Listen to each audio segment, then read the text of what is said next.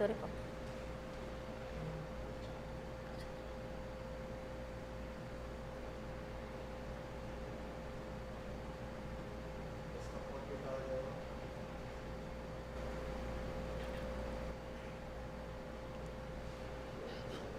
Nakangawit-ngawit eh. Kailan may tubig tayo? Ikaw na. A pleasant morning, everyone. I am Ma'am Maria Cristel A. Mabilin. And I am Ma'am Roslyn C. Crubin. We are the moderators for today's program. Welcome to 2021 Science Club Month Celebration Launching Ceremony with the theme of Revisiting the Past, Reinventing the Future, Enabling Science Education Despite the Challenges of Today. We are live at the YouTube Agham Alam Hub YouTube channel. And to be able to post your comment, just hit the subscribe button. Without further ado, let's have first our national anthem to be followed by our opening prayer, Calabarzon March, Lalawigan ng Quezon, Division Hymn, and Awit ng Palayan.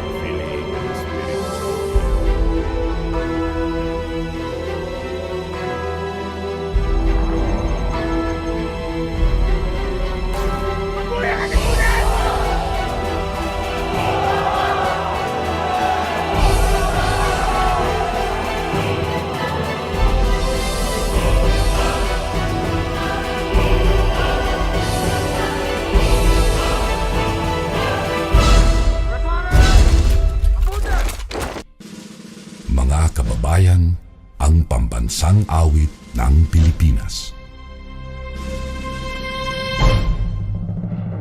Kayang mag-ibig, telas ng silanganan, alam ng puso, sa dikit mo'y buhay. Lupang hinirang, kuya ka ng magiting, sa manlulupin, di ka pasisigil, sa nagagang tutok sa simoy at sa langit mo pagaw, ay hinatang tulakaw,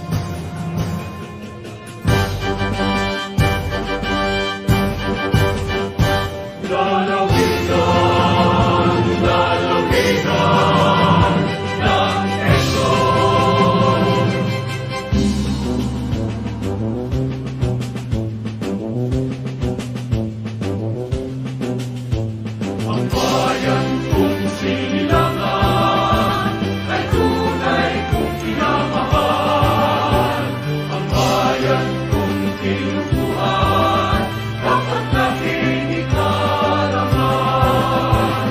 Tahimik ang maligaya, mahirap na lulubog. Sagana sa lahat ng bagay, sa dagat at kabundukan. Gusto ang aming lalawigan, pinagpala ng may kapal. Ang buhay ay mapayapa, sa lahat ng lapok, sa lahat ng nayon.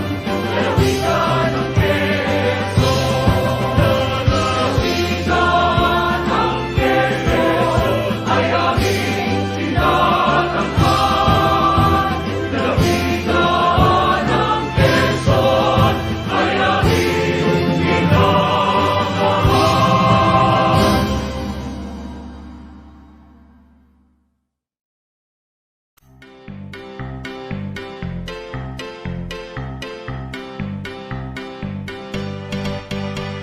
Nagsimula ang lahat sa isang hangarin na ang bawat bata sa tuwid na nagdasakali, kalidad na edukasyon ang tanging layunin. Kaya nabuo ang divisyon natin. Ating ipagmalaki ang sangay na natatangi, dibisyon ng lungsod ng Tayabas. Ating ipagkunti, isisigaw ng sabay-sabay, taos puso nating ialay, buong buhay ilalaan para sa kabataan. Mga guro'y nagsama-sama, guro at mga siwa, lahat nagkakasa. Kakayanin ang lahat, ano man ang dumating, ganyan tayong lahat na tayabasin.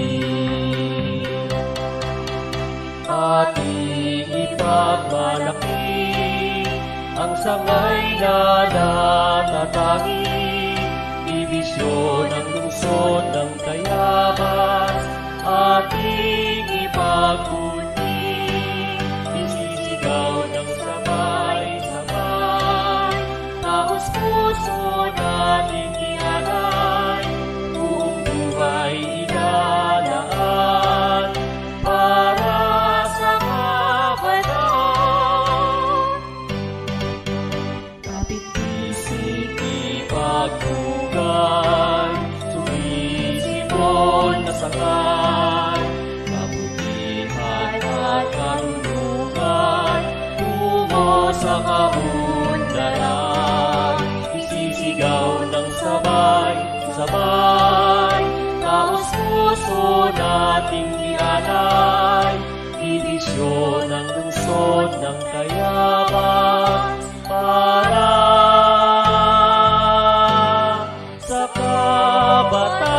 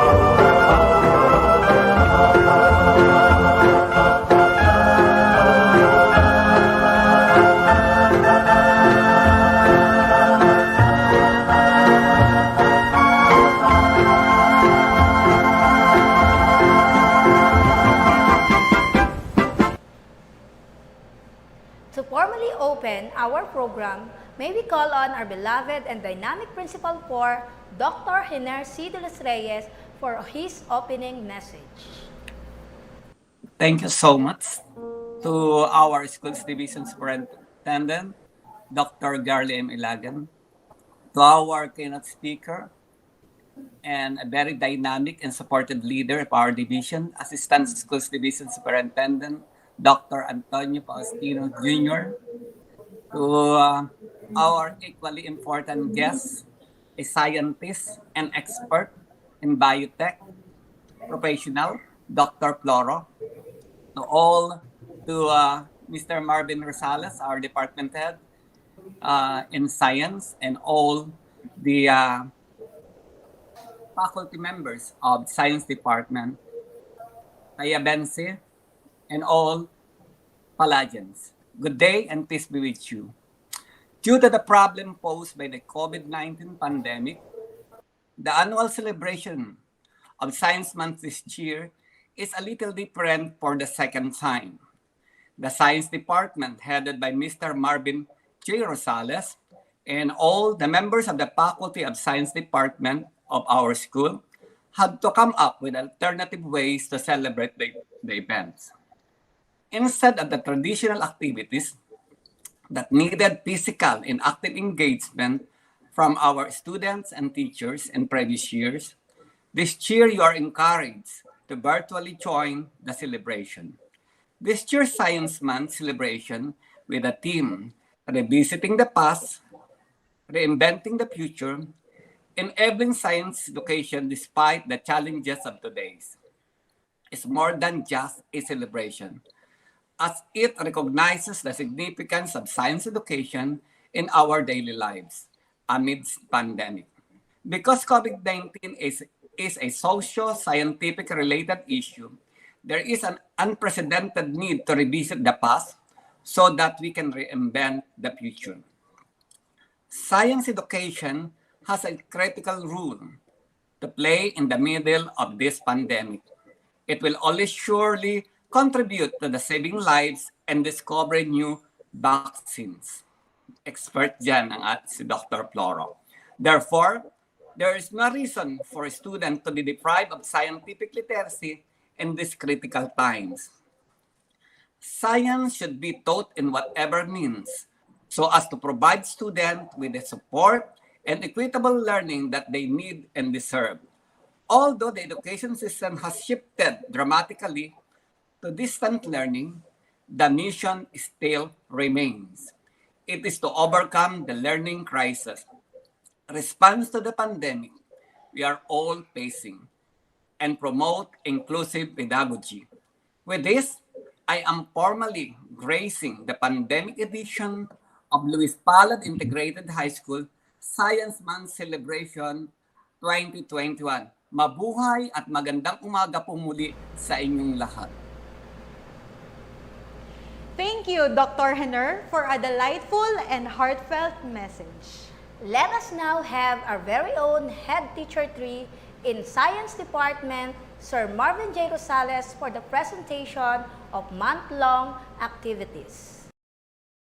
The 2021 Science Month celebration, with its theme, Revisiting the Past, Reinventing the Future, Enabling Science Education Despite the Challenges of Today, consists of series of activities that will raise awareness on the contributions of science, technology, and innovation for the progress of community. September 3 marks the official start of the month-long activities and the launching of Agham Alam Caravan. Also on the same date is the Pabakunahan Quiz Bee. On September 10, there will be a webinar on pedagogy and assessment for science teachers. On September 17, there will be an investigative project pitching for junior and senior high school students. And on September 24, there will be a youth environment forum wherein the department has partnered with Tanggol Kalikasan to discuss about biodiversity. In the same day, there will be the posting of the finalists for digital poster, essay, and slogan making contests. And on September 29, there will be a research webinar wherein we have invited experts in the field of research to discuss methods and techniques in conducting quantitative and qualitative investigative researches. And on September 30, this will be the awarding ceremonies where we recognize all students who won the different contests for this month. We hope that all the activities that we have prepared for this year's celebration of the Science Club Month will be meaningful and will be useful to all our learners, teachers, and other stakeholders. Thank you very much. Thank you, Sir Marvin, for giving us a preview on what activities should we look forward during our Science Club Month celebration. This time, may we call on Mr. Wendell R. Mayor, Teacher 3 in Science Department, to formally introduce our keynote speaker for today.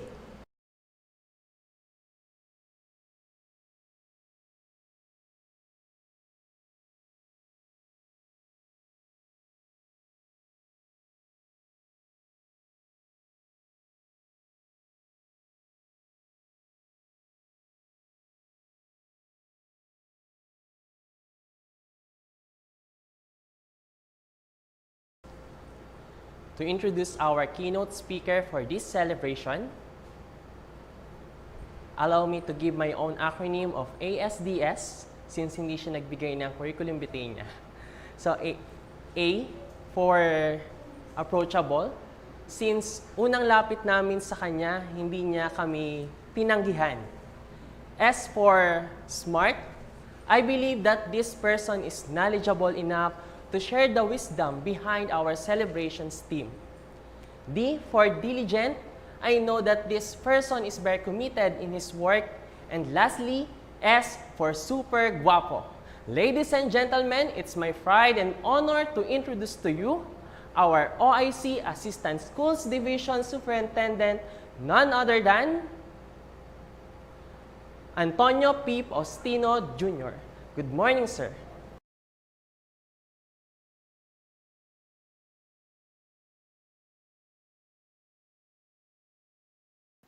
Am I allowed to share screen, sir? So thank you. Of course, a pleasant day to each and everyone. Great day to our Schools Division Superintendent, now Ma'am Girly Ilagan, of course, to the prime movers of this activity. Our Principal 4, Dr. Hiner C. De Los Reyes, and our partner leader in Science Education, Sir Floro Catanyag. So with Sir Marvin, talaga pong sila ay napakadaling sagutin to say yes really on this endeavor because we are science enthusiasts. And of course, to the Science Department of Luis Palad, Integrated High School, and to all the teachers who are currently watching this activity, great day to each and every one of you. Of course, ako po ay hindi pa doktor, nurse pa lamang po, no? Salamat, Doc Hiner. But been in some institutions by which I have tried to finish PhD and still on the process of doing. But in terms of science education, we of course always try to be part of an activity, and now not only in science but in the different endeavors that we have in Tayaba City. But of course, this would be a combination of the different presentations that I have had when I was a student leader, a participant, when I was in Dasmariñas, as a student in De La Salle University, a student in UP, no, marami tayong mga pinagdaanan. But I really love to look at the curriculum as a whole, and this celebration that we have in science with the theme Revisiting the Past and Reinventing the Future, Enabling Science Education Despite the Challenges of Today, would give us a picture talk. This is a long presentation, but I'll try to do it in 30 minutes.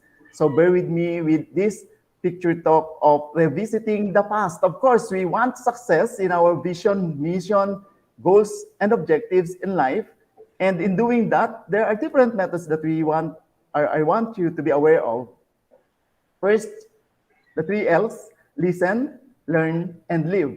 I learn more when I listen than when I speak. But this time, we are really challenged to live and live with leadership at heart. No? So as we enjoy each day and cherish the moment, we need to explore everything that we might do that might give us innovation in terms of science education. It is really true that the world is rapidly changing. So we are in the VUCAD world: diverse, dangerous, no? Volatile, uncertain, it is complex, it is ambiguous, no? So we need really to adapt with the different changes that we are experiencing. This is one of the presentations that I had 2006. Ito na po yung mundo natin. We try to go back in the past. Meron na tayong flying cars. But in science, of course, the invention, we know that it is 1930s that we have the chance to fly car. And I have tried to use car because we can visibly see innovations. But of course, in terms of innovations and creations in science, we can look at the different things that demands us of the vaccines, demands us of the artificial intelligence, demands us of the robots, demands us of the machines that make things work easier. So ito yung madali natin nakikita. We have here the car, 2006, year 2000, napapalipad na sila, no? So this is actually 2021. Medyo napahaba lang yung hata ko dito sa presentation na to.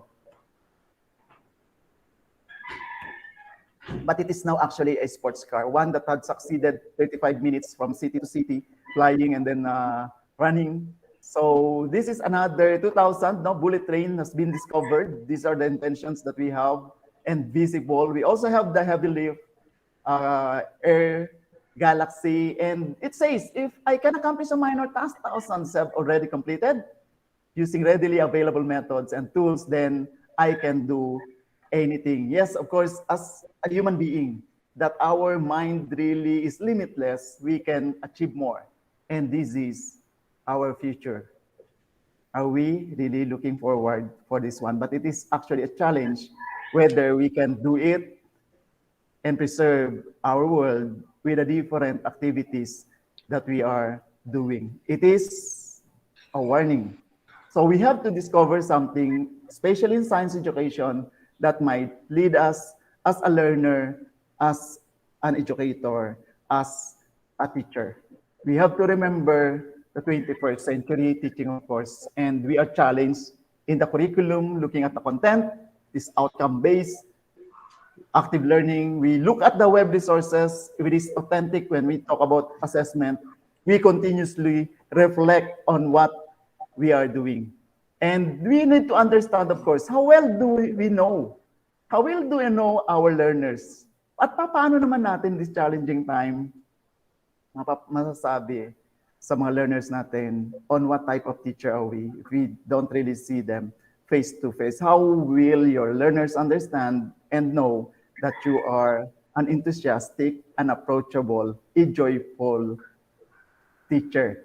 How well do we know our classrooms, our school, the community, the parents? We need to understand the stakeholders, our district, the division, the regional office, the school head, the school, our co-workers, as well as the stakeholders. So it's not just being alone as a teacher, as a scientist, but looking forward and looking at the community as a whole, understanding that everything is diverse, our environment, the teachers, the learners, the school leaders, the school community, and society. In science education, it is really good to know that we are living in a diverse world, and we do have different ideas as to gender, nationality, origin, disability, sexual orientation, and others. We have to consider those big things. And this is a challenge for us as teachers. We need to be computer savvy. You have to be creative, to be critical, constructive, connected, and communicative. Are we really connected?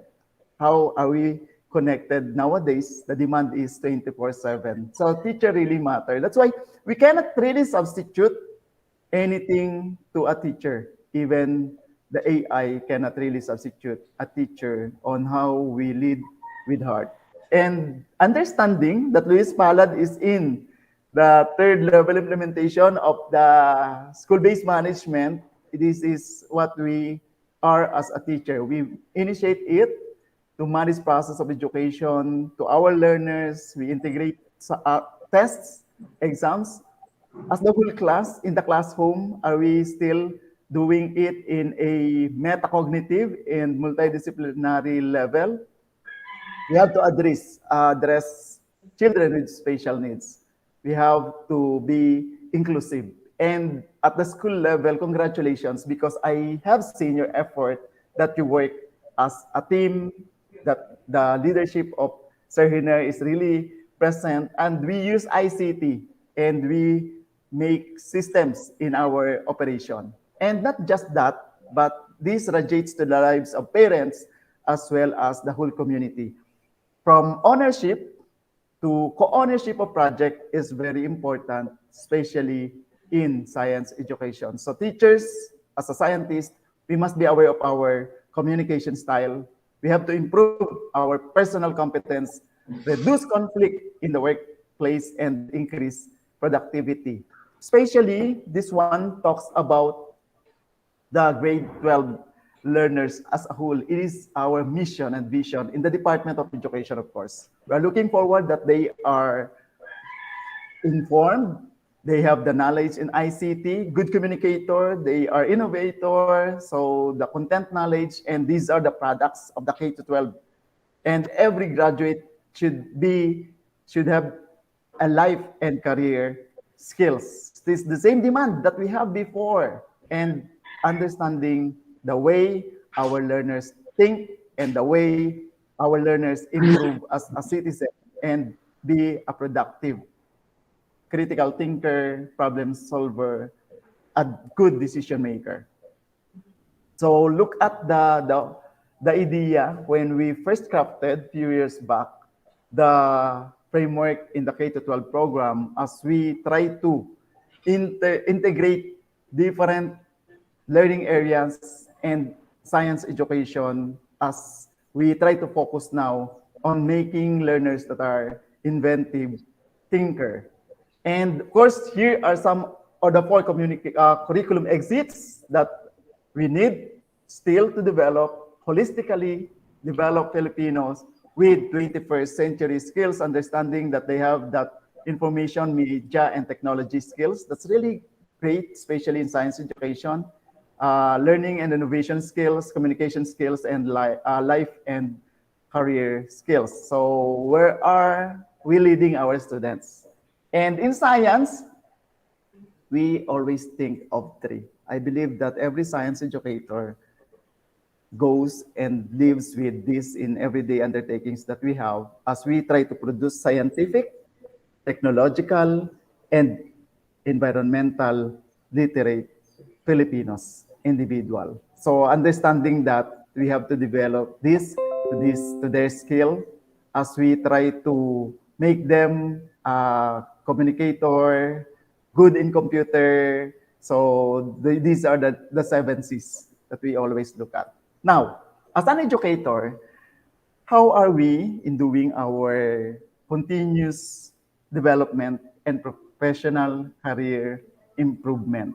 As we look at the illustration here, from being a newbie to being an expert, as we try to continuously progress as an individual, we try to learn through different courses that we have. We are becoming a coach, a mentor, and of course, we practice COP. It is the community of practice, and those part of the continuous improvement activities that we have.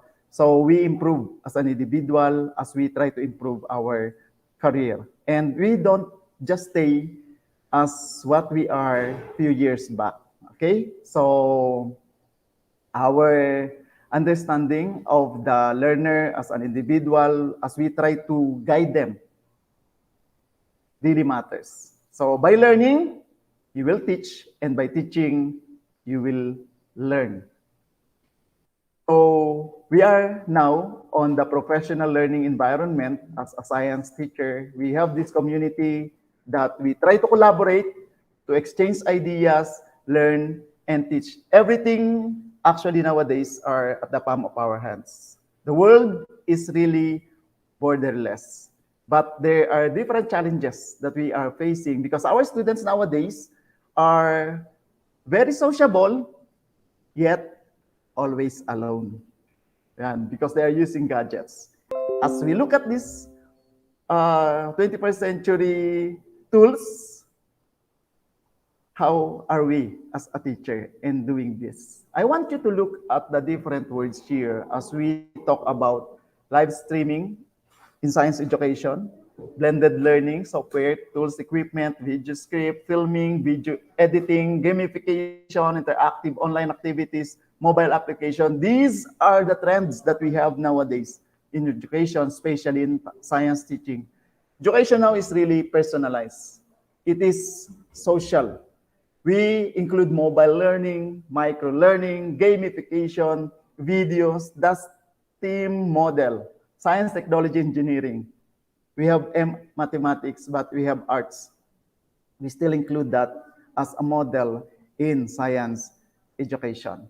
So roles of teachers, we are planners, we give instruction, we facilitate, of course, learning and student interaction, and then we are coach, a coordinator, we are still the designer. Now, maybe you can ask me, sir, we are using different modes or we are in a modular, digital, how can we do that? That actually is a challenge, and we still need to educate not only the learners, but the parents in doing that. So this is the demand and the commitment that we have as a teacher.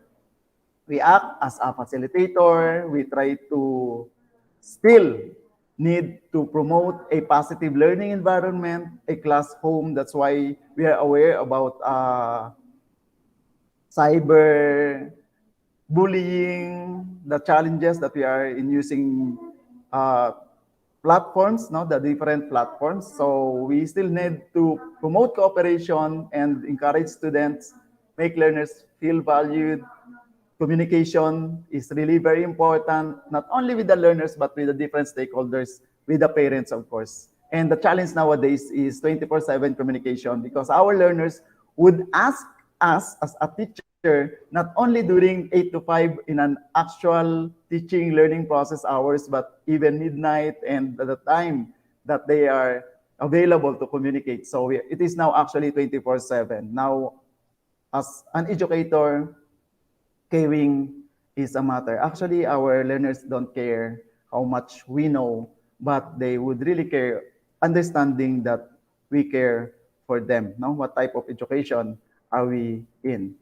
This is an example of an illustration that our government really looked at trying to avoid face-to-face because of the demand of the situation that we have, and will be going, or we will go to distance learning. And it's also true to the statement made by our secretary that education must continue even in times of crisis, whether it may be a calamity, disaster emergency, quarantine, or even at war. So we are instrument in doing that, especially here in the City Schools Division of Tayabas. So distance learning may be done. We try to look at this.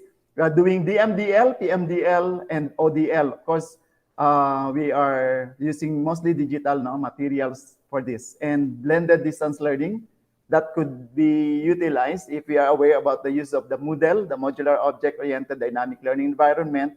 We have a short courses about this in UPLB, as I have seen the UPOU materials, and I have tried to enroll and enjoy their information, or the information regarding online distance learning model. That's what they use. So we have here distance education that happens purely at home. This is our challenge. So how can we be connected, and how would our learners know that we care as teachers. So this can be modular, online, or a combination of both. So we are doing that in Luis Palad, that will be having the modular online, but in senior high school, mostly will be utilizing the gadgets, no? The tablets. So we can also have other modes of instruction. So in distance education, we know that we need to support, we need to enhance learning, we have to design it and then facilitate as we try to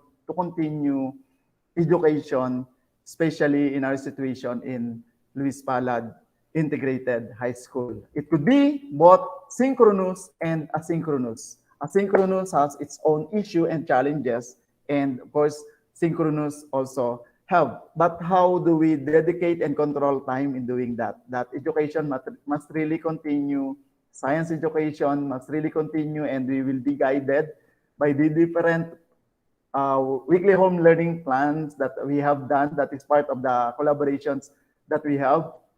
So we have different suggestions in doing distance education actually for the struggling learners. So before you can do that, we need to know our students. That's why one of the questions that we have before is, how well do we know our students? We need to understand them. We need to understand them individually and know their needs so that we could really address them. And knowing that we are open 24/7, it is a matter of how we care, we collaborate, how we communicate, and how our learners understand that we still have skills and competencies to improve. No? So we have to decide as teachers. In MDL, we already have crafted it, and we are blessed to use the CO materials as well as the regional pivot materials here in 4A. So our modules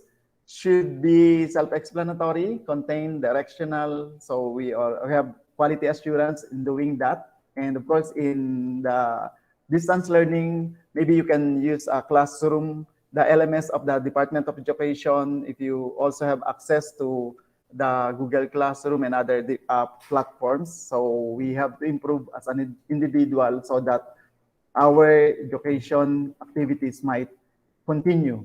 So there are different advantages, of course, and disadvantages of doing distance education. And now the challenge also for us science teacher is to move into a modified hybrid learning. So this is a combination of both synchronous and asynchronous activities, both online and modular. You can also use Moodle and LMS, hoping and looking forward that we'll be having it here in Tayaba City as we try to improve our ICT and learning management system through the content that we have crafted in the central office to the division, and as well as what our writers here in the division have done. And of course, you can use different types of application. I still remember sometimes science educators are major in physics, biology, chemistry, and minor in PET Colorado. Those are applications, though. Minor in some of the applications that we have that we can lively, actively interactive in the process of giving informations to the learners, especially when we are challenged to do science investigatory projects, no? Especially that nowadays we avoid really face-to-face activities that might appear in the capstone project that we are doing, that might appear in the action research, that might also be utilized in the different application of the communication platforms that we are using. So technology must make learning easier for both students and teachers. So this should not be a hindrance, the utilization of technology. So science education nowadays really demand for our ideas and skills in science and technology and utilization of the different applications. So we have to really work on the WHLP, the Weekly Home Learning Plan, and monitor the Individual Learning Monitoring Plan. That is monitoring the tool. So we are challenged to do that. So we have to monitor and make a schedule that might also include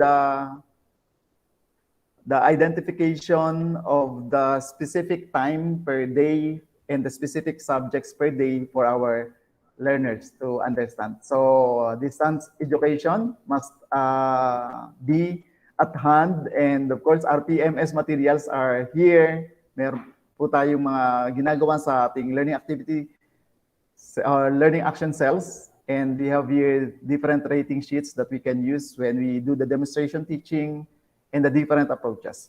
Now, through these different approaches, as a teacher, we have to understand pedagogical approaches on whether what is still applicable in our setting. Can we still use the integrated process, the peer teaching, the think, peer, and share?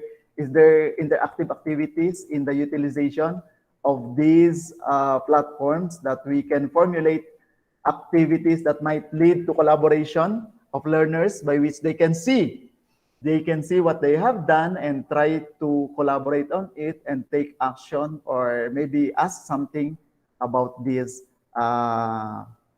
products that every learner has done. So we can still do simulation, demonstration, and then presentation, experiment in science, of course, field study, and project work. We are blessed to have project-based learning here in Tayabas as our fellow learning leaders. Salamat po sa lahat ng education program supervisors that have crafted that. And of course, we can utilize us and to all the teachers who have collaborated and participated in doing that. So we can use education technology, lecture method is still at hand, discussion method, and brainstorming. But in asynchronous activities, everything as what we have in grades 11 and grade 12, that everything is in their tablet, so they can really do their own individual pacing. Okay, so they can use multimedia presentation, they can use online presentation, interactive video presentation. So we have public speaking presentations, so we can utilize that. This came from Brother Eric, Brother Roderick actually, Aguirre. So how do we personalize our presentations? I believe that teachers are really aware in doing presentations, so that is really very helpful. And sometimes we teach our students to do the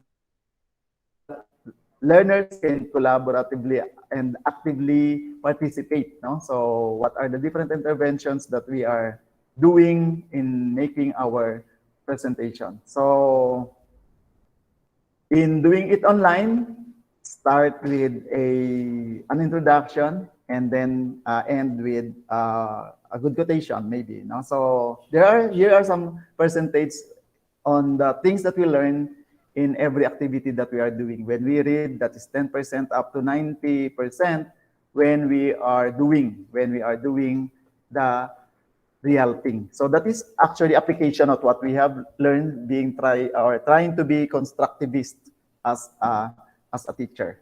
And of course, in distance learning, we know that it happens at home, but we are challenged to make our assessment authentic. We need to reflect. We look at the resources, and it is still a challenge of blended learning nowadays. Hoping that we can do it as an individual teacher, and having that in mind shows us and makes us to reflect that we need to improve our skill as an individual. So this is the anatomy of what we are before 20th century classroom, that it is only the teacher that is the source of all the knowledge.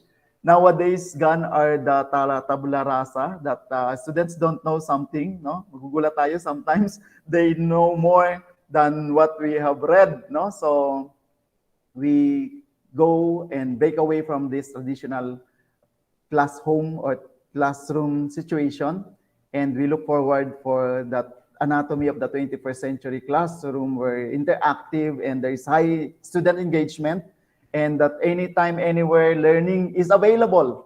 Everything is available, self-directed. But remind our students that they have the responsibility. They should be responsible on any click, any action that they are doing. And this encourages and asks for the different resources. How we as teachers integrate is our module complete in terms of imparting the 21st century skills? Is it explicitly stated on what to do and gaining that idea of making science learners think critically, that they are problem solver, that they are environmentally literate? So those are still the demands. Example, if the competency as of how the organs of each organ system work together, what type of teacher action are we triggered? No? So maybe we can say that after this has been learned by the student, we can ask what is the most important body organ in our body and why. Allow them to explain how do the organs of each organ system work together. Support your answer. So it is an analysis, and let us try to always make them think critically. And it is not only in science that is true. It is true to any subjects that we have. If we try to ask of the different traits of character, let's say in some other subjects, what can we do to state the author's idea and apply it? And it is also true on the demand on the pedagogical skills that we have. So as we try to use the different products, such as the diagrams, mathematical representations, simulations, other activities. So, and of course, still the demands for the different types of assessment. And I believe that we have project-based assessment, no? So we have crafted the materials for that. Actually, this is just a figuratively speaking activity that how our mind process. So this message serves to prove our minds can do amazing things, no? So it is just an exercise of the mind. So we'll go away from that. But understanding the function of the mind also gives us an idea on how the student's mind also function through the different teaching and, of course, discoveries made by the different educators that we have. So the whole brain thinking as it works on the different quadrants, as we talk about external learning style, procedural, interactive, internal. So individual learners should be addressed, no? Individual learners. It is not really true that there is something like one size fits all in the department. So we need to understand our learners, and in the understanding how the brain works, we also need to understand in what generation are we in now. So we are on the different generations, and we are a teacher of these generations, no? So usually, actually, maybe we are on this generation 19X, okay, generation Y and Z, and now our students are in A. Most of our grade 11, grade 12 students are in generation Z. So we have to understand them and we have to know them, because some of the students before, parang konting, ano lang, no, konti accomplishment lang.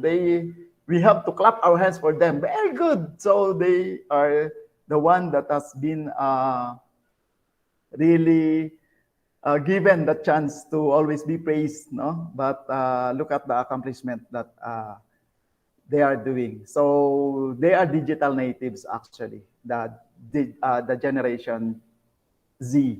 So they are not bothered about privacy and are willing to share intimate details about themselves with complete strangers. They have virtual friends, and for them, hanging out. Ito yung sinasabi natin, always sociable, yet always alone. So we have really to be careful in dealing with them and understand them and let them be responsible. So the 21st century learner actually is a communicator. They are self-directed.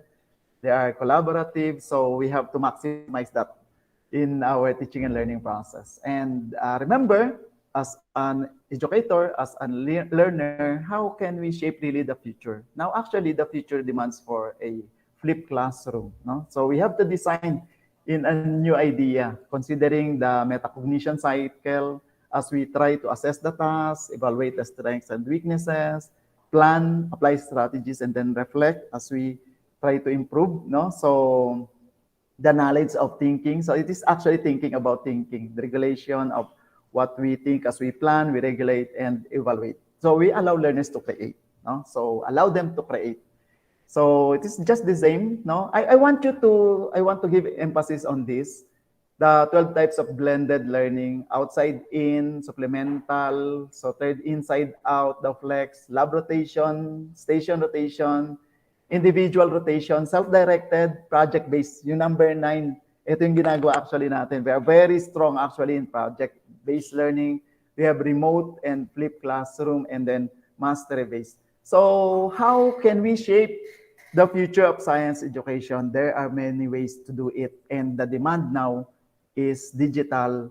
The demand now is through information technology, communication, and of course, being creative and collaborative. So the new gen digital learning environment really is in demand, no? So we have here sample lesson flow. I just want to give you an idea. This would just be short on the idea of pre-assessment in any lesson guide or lesson plan that we are doing.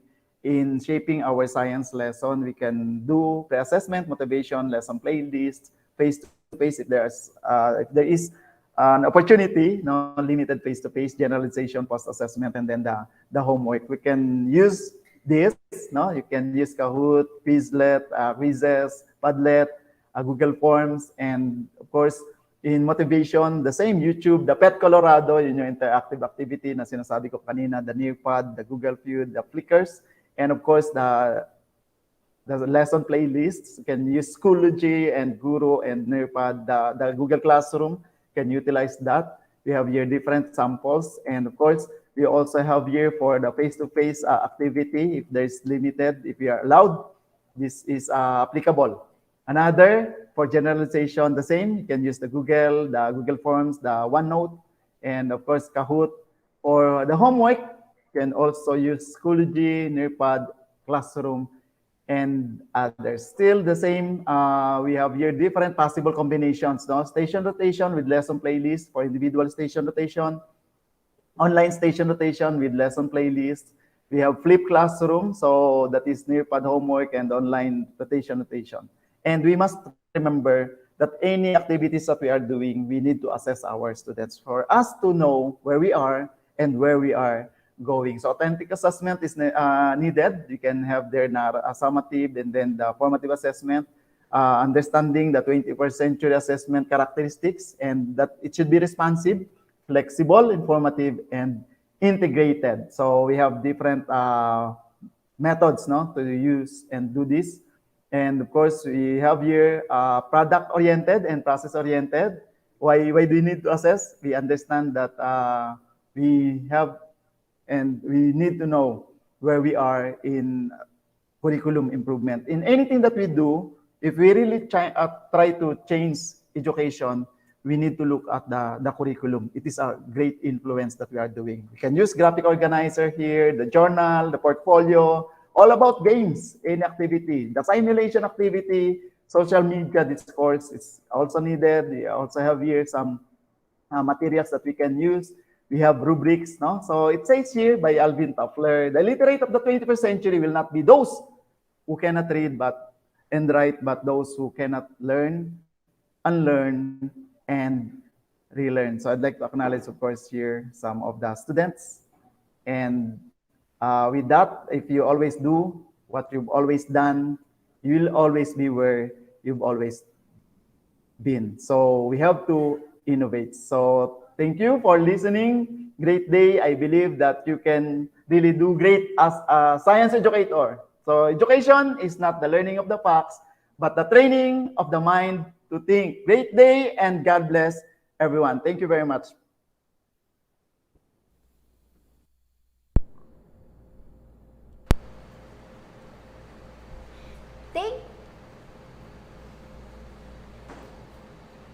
Thank you, Sir Antonio Faustino Jr. for informative message and for your sharing your expertise to us.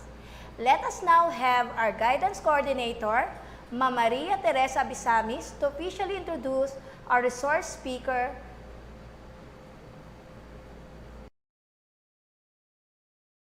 Good morning. I am tasked to introduce a very special person whom I admire. So we will begin with his education, starting from his BS, which is BS Medical Technology, cum laude, Trinity College, Philippines, back in, do not ask the date. The Diploma with Honors Med Lab Technology in Southern Alberta Institute of Technology in Canada. And of course, the latest is his PhD in Molecular Biology, Pennsylvania State University, State College, USA. From his education, started with, of course, being a medical technologist at the St. Luke's Hospital in Quezon City, Philippines. Then, he transferred to Kuwait at Al Sabah Hospital as a senior public health officer. Then, at Kuwait University, he started being a professor for almost 10 years. After that, he transferred to Alberta, Canada as a phlebotomist, yun, in medical field, laboratory. Then, slowly, from being a laboratory scientist, Department of Immunology, he developed his skills until he became development associate of genetic therapy, then several companies like Avigen & Company, MedImmune as an R&D manager, MedImmune AstraZeneca Group of Santa Clara, California. Of course, after that, he became an independent consultant for AstraZeneca from 2015 to present, still holding other consultancy like for Tomigavax or BIR Technology, Senior Director, Bioprocess Development, Independent Consultant for VIR Technology, for Batavia Bioscience, Independent Consultant for Vaccitech of Oxford University, United Kingdom. I think this is the company which developed the platform for SARS-CoV vaccine for AstraZeneca. Then, independent consultant for Mace, Apic Bio, and of course, for Cyanvac. Those were his very long history from his education up to his present professional status. But, from his career summary, biotech professional with over 30 years of experience in upstream process design and technology development, laboratory management and organization, and CGMP manufacturing environments. He is an extensive expertise in mammalian, primary cell lines, and insect cells, in cell-based virus vaccine production system, process design, cost reduction strategies, disposable process, and expression technologies for influenza, oncolytic and immunotherapeutic viral vaccines, subunit vaccines, and novel proteins. His expertise in new vaccine candidate development and characterization, experience in project management as well as technology transfer to CMOs, ECGMP production, and development of phase 1 to 3 clinical trial grade and viral products. Is known for innovative problem solving, complex troubleshooting, and skillful relationship building with cross-functional teams and industrial partners. And that's it. Take it away, Tito.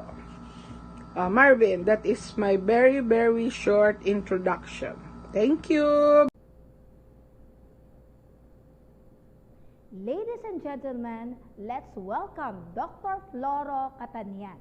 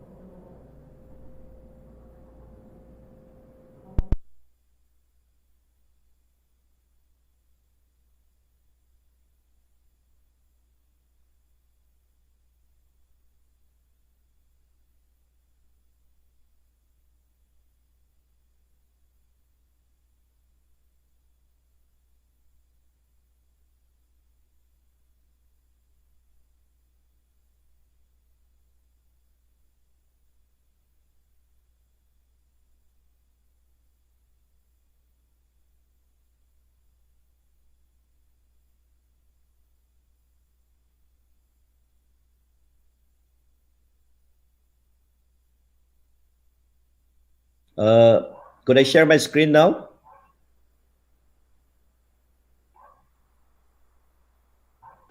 Yes po, Doc.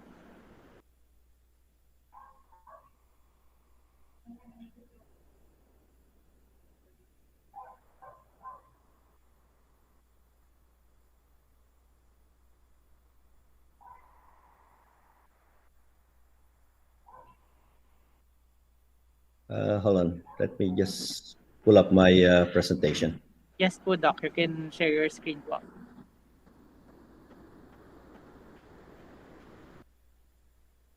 How about now? Could you see my screen? Hello? Wala pa po, Doc. Wala pa?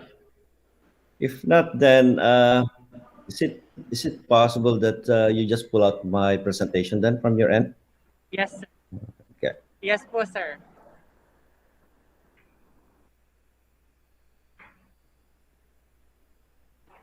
We will open your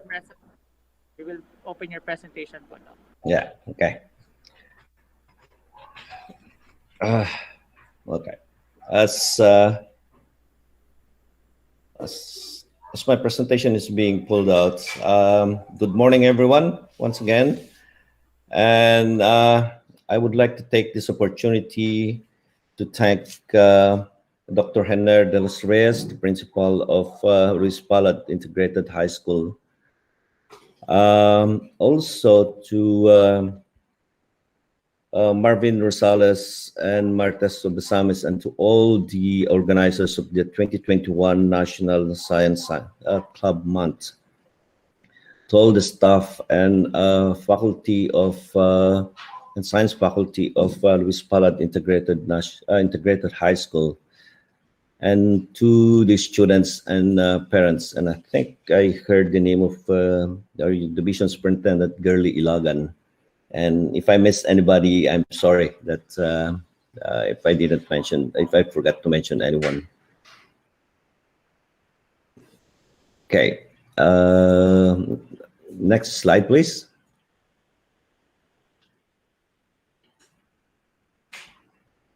Okay,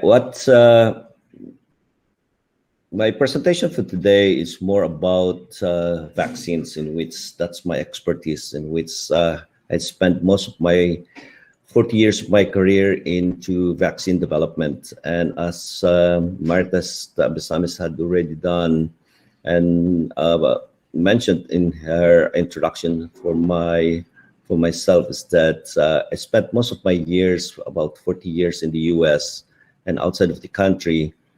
And now that I'm retired, I'm back. However, I'm still very much involved in the vaccine world, especially now that we have the pandemic, and I have been called several times to still work for AstraZeneca. So anybody who had received the AstraZeneca vaccine, that's one of my work that I had done.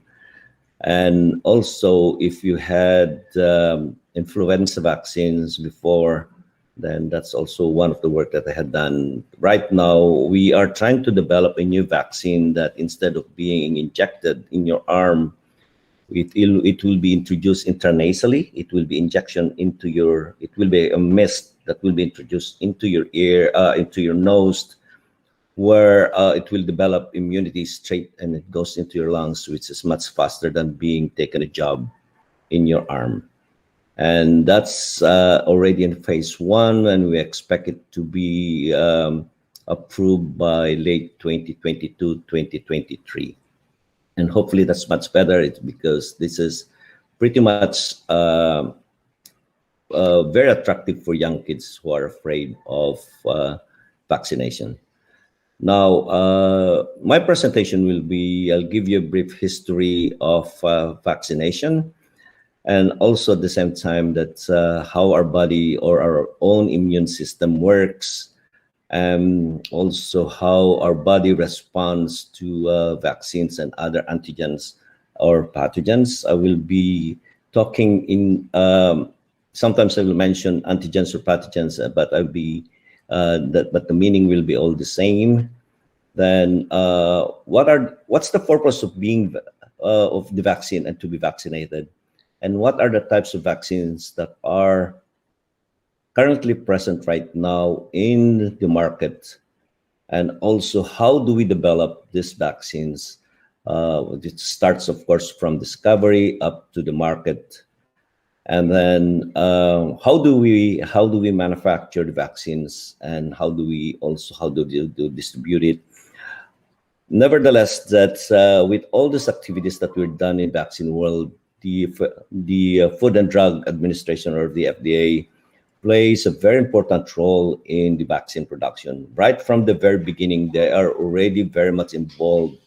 And that's one of the reasons why we would say that the vaccines or any other medicines right now that are in the market are safe, because it has been thoroughly inspected by the FDA. And last is that the summary of my presentation. Next slide, please.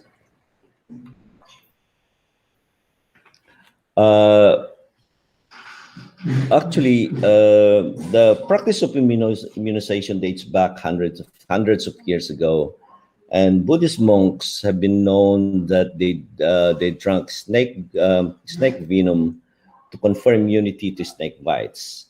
And in the 7th century China, they had already started variolation, which means that that's the smearing of skin tear with cowpox to confer immunity to smallpox. And it has been, even though there has been written history about immunizations before, however, it was Edward Jenner who is considered the founder of vaccinology in the West, after he had inoculated a 13-year-old boy with vaccinia virus complex, and then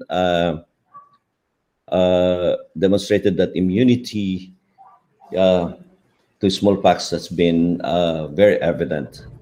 Then after that, it had been followed by Louis Pasteur, who developed the live attenuated cholera vaccine and also the inactivated anthrax vaccine in humans. And I will explain to you the meaning of attenuated and inactivated later on during my presentations. Between 1890 and in 1950, actually, that's when the bacterial vaccine development really proliferated. And that's where most of those vaccines that came early, especially for us who are a little bit older, this is where most of the vaccines have been developed and made. And one example of that is that the Bacillus calmette-guerin, or the BCG vaccination, in which is still being used today. And I think most of us as students before, in the 50s and the 60s, we have been given this vaccine. And if you remember it very well, the BCG is actually for TB, and anybody who had a scar on their arm, that's actually the BCG vaccination.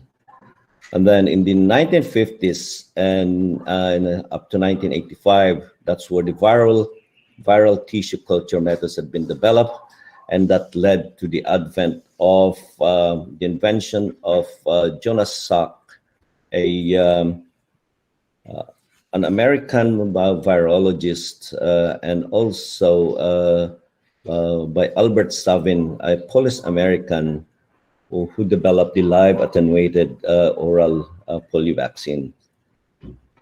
And this is the time also, during the 20th century, this is where I started my career in the immunology and also in the vaccine world, that we start to develop more vaccines that are usually very fatal before.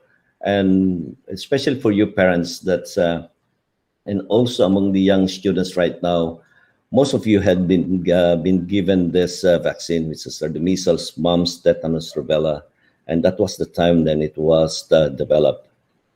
In year 2000, the Global Alliance for Vaccine Immunizations, or Gavi, the same time too with the WHO, had created or put together public and private sectors in bringing all the new and unused, underused vaccines, so that all the people, although especially for the third world, so that they share this common goal in such a way that most of the people will be vaccinated. This include, if you have been listening to the news lately because of this COVID-19, it's also the COVAX, which had been assembled by the World Health Organization, that's been distributing these vaccines right now. Next slide, please. Now, before I go into the vaccines, let's try to understand first our own immune system. Our immune system is essential for our own survival, and without our immune systems, our body will be constantly being attacked with from viruses, bacteria, parasites, and other more. Also, at the same time, too, that maybe you have heard already that our immune system is not only that it's only essential for our own survival, but it's also at the same time, too, that it is detrimental to our own health. That it protects us, and also at the same time, it also destroys our own body. And I'll explain that much later on. And then, as I have mentioned, is that our immune system keep us healthy always and keep us safe by trying to protect our body from the sea of pathogens. And our immune system is spread all over our body, and it involves many types of cells, organs, proteins, and tissues. And also at the same time, too, that is very crucial in distinguishing our tissue from foreign tissue, self from non-self. And probably you have heard a lot of people who had allogeneic transplantations like kidney transplant or liver transplant. That's considered as a foreign tissue. So our body doesn't recognize this as self. So what it does is that it tends to reject anything that's foreign into our body. So now what the doctors will do is that they will suppress our own immune system in such a way that our body will accept that foreign tissue. That's the only way in which the transplanted kidney or the transplanted organ into our body will be accepted. Unless otherwise, it will be rejected by our own immune system. Also, our immune system is that it clears up all our body of our dead and faulty cells at the same time. Next slide, please. There are three types of immunity that we have acquired, and also that's protecting our body. First of all, is that we have what we call the innate immunity. From the day one that we have been born, we have always been attacked with pathogens, but we are already protected at the same time by the day that we are born. And this innate immunity includes our external barriers of our body, which is of course our skin, at the same time to our mouth, our mucous membranes of the throat, and our intestines. You may be wondering what's the purpose of the skin. Actually, our skin is like I said, is that an external barrier in which it protects the inner parts of our body. Any cut into our body, that's the only chance in which pathogens will be able to enter our body. Even though our mouth is open, still we are protected by our own immune system. The same thing too with our gut. And this response is more general and very non-specific. And once it evades this innate immune system, then the adaptive and acquired immune system kicks in. The acquired immune system or the adaptive immune system is that it protects us from all the pathogens that come to our life. Like we are bombarded with pathogens on a daily basis. However, we are protected. And the more that we are exposed to the disease or get vaccinated, we are built up with a library of antibodies to different pathogens. And this library of antibodies is very, very specific only to a certain type. So if an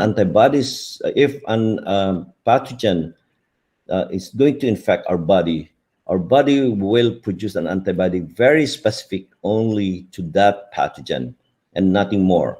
It's not a mix match thing that when you are infected with a pathogen, a different kind of antibody will attack that pathogen, but rather it's a very specific type of antibody in which I will explain later on also. And once it comes back, this antigen comes back, we have this immunological memory because our immune system remembers it. And once it comes back into our body, that specific antibody will destroy that pathogen.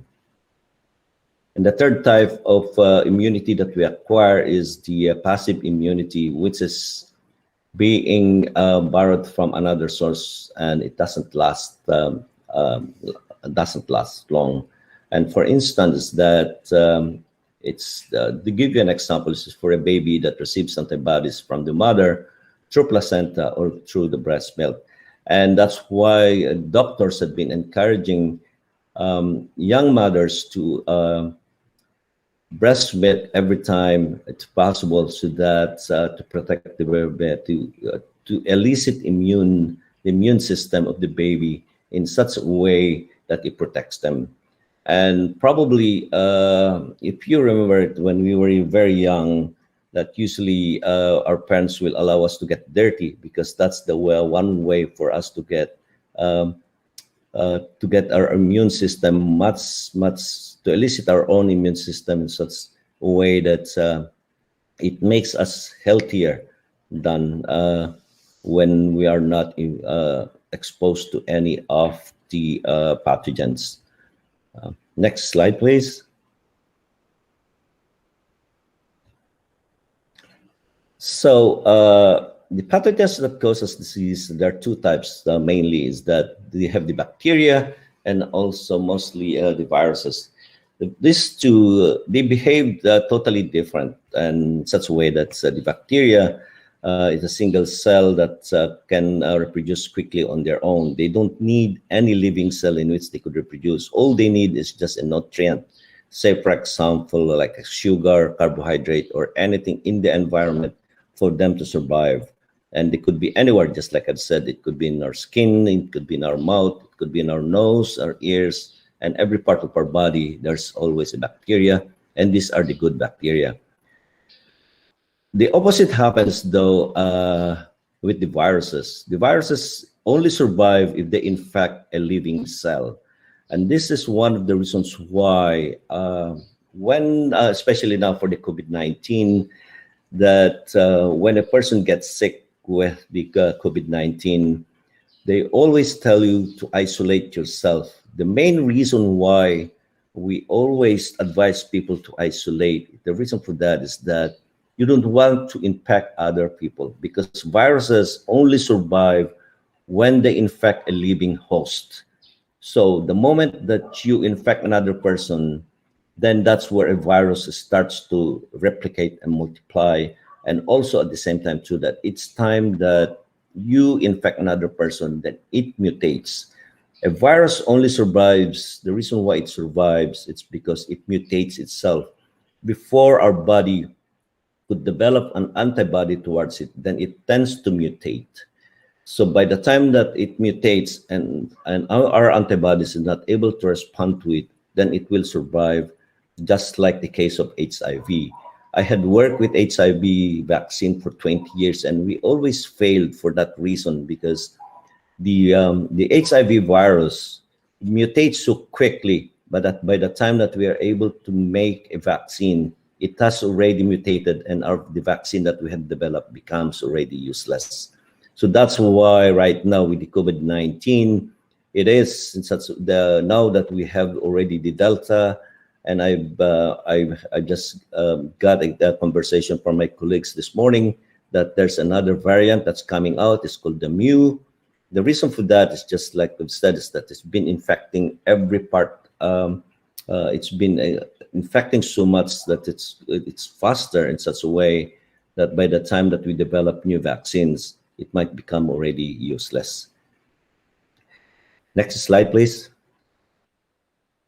So this is how our immune system works. Like, say for example, is that the antigen or any pathogen that enters our body, including the vaccine, once it enters our body, it will be sequestered by the antigen presenting cells, which is such a way that it doesn't destroy the antigen or even the vaccine that enters our body, but rather it is sequestered by the antigen presenting cell, and then with coordination of the major histopathological complex 2, it attaches to a T helper cell, which is a CD4, and in a way that it either be killed or destroyed by the killer T cells, or it could be destroyed by macrophages through the use of the T helper cell, or the pathway in such a way, the third pathway is that it will,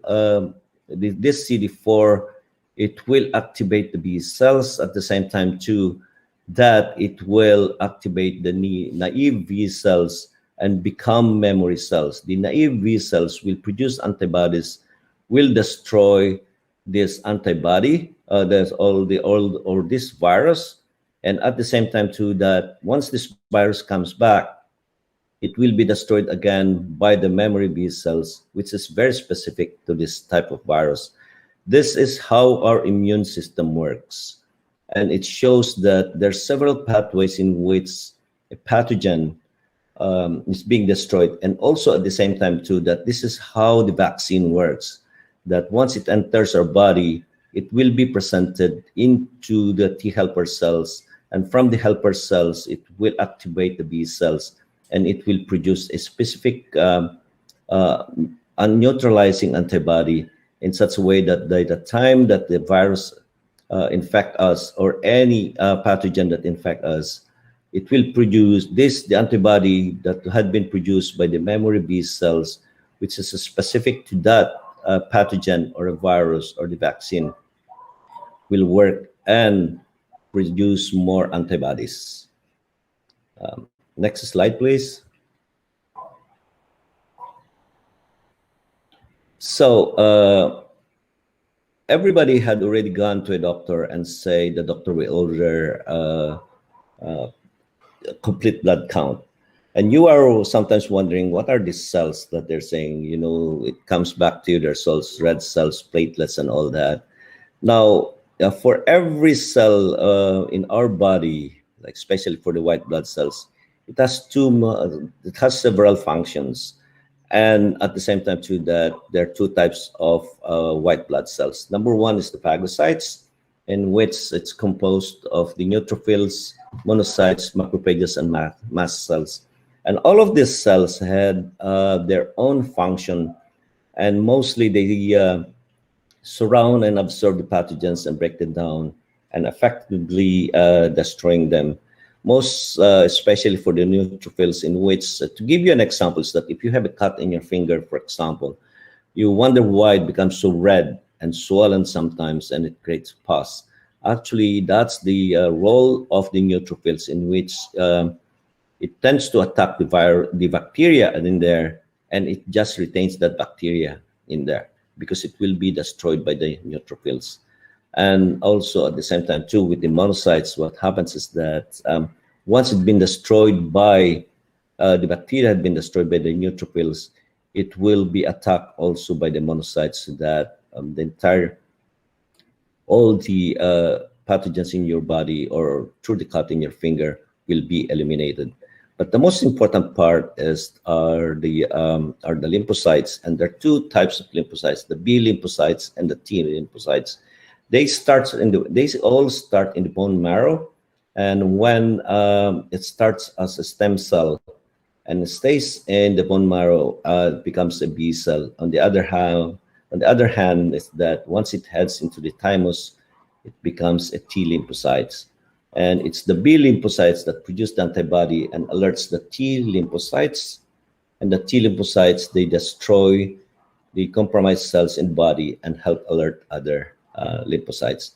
And the picture on the right shows that the white blood cell, the yellow one, attacking an anthrax bacteria, And that's how actually this is a real picture of a white blood cell and an anthrax bacteria being destroyed by lymphocytes.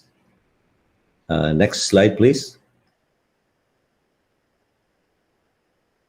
The role of B cells in the immune response, which is very, very important, is because it's the B lymphocytes that spot the antigen or the virus or the pathogen that enters our body.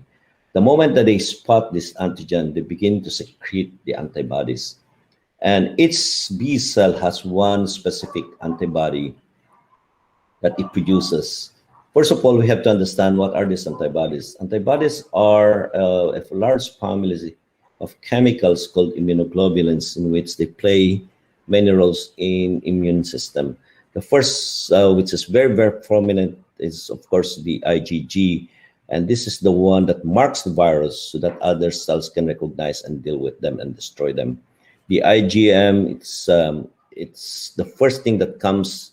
This is the first immunoglobulin that's been expressed by our body the moment that we get infection, and they are the expert in killing the bacteria.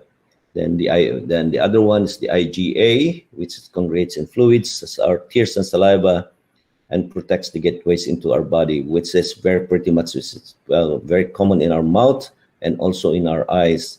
The IgE, which protects against parasites, and also at the same time too, it's blamed for allergies.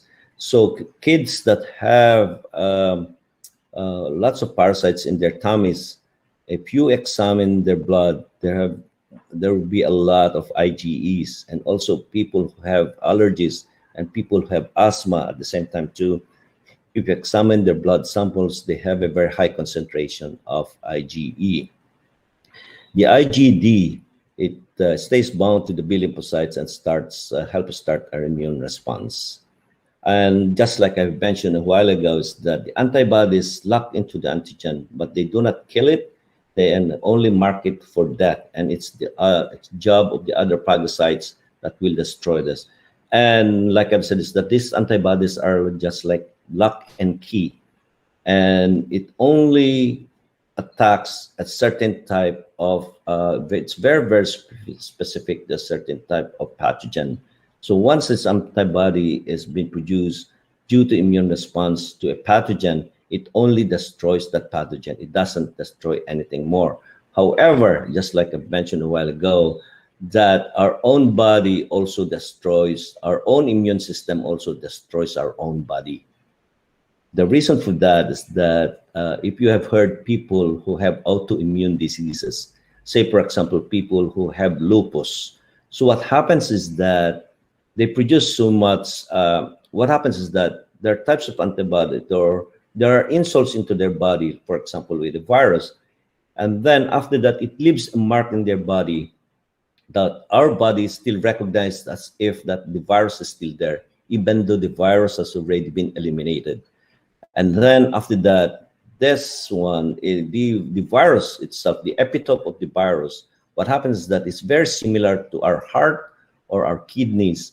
So what happens is that our immune system thought that it's thinking that there's still virus in our kidney or in our heart. So what happens is that it will produce an immune response in such a way that it will destroy your kidney, or it destroys our heart, because it thinks that it's still there. So that's the one that they call it autoimmune diseases. Like kids who had a rheumatic heart fever, what happens is that when they had strep A or strep B, what happens is that the epitope of those two, strep A and strep B, are very, very similar to the epitope in the heart valves. So what happens is that our immune response will destroy the heart valves, causing this rheumatic heart fever. So that's also what's happening when patients who are dying with COVID-19, especially those that had pneumonia. What happens is that our body tend to respond. There is a cytokine rush, as they would say, that our body will produce a lot of antibodies that instead of protecting our own body, it will destroy it. Okay, next slide, please. Now is the role of the T cells in immune response. There are two types of T lymphocytes. One is the helper T cells, and the other one is the killer T cells. The helper T cells actually is the most important part because they coordinate the immune response. Some they will communicate with other cells and stimulate with B cells, and also they attract more T cells to the phagocytes. The T cells, the killer T cells, as the name suggests, they attack the cells, and they are they're particularly useful for fighting viruses. Next slide, please.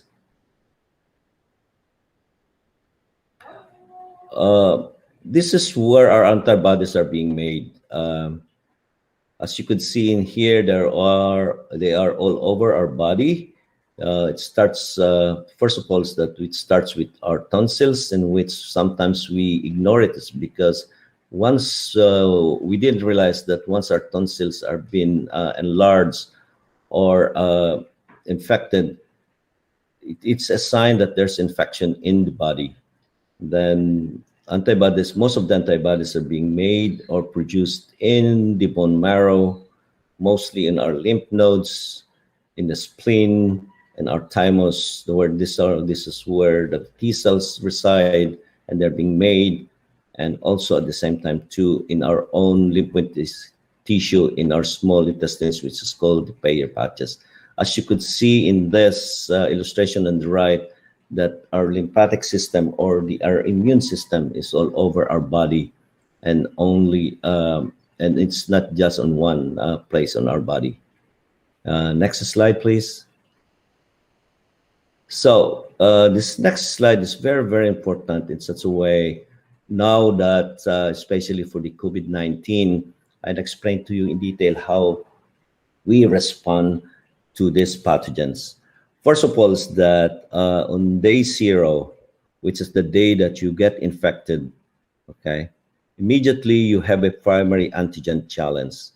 And there is always a lag time, which is, I'll give you an example for example, for COVID-19.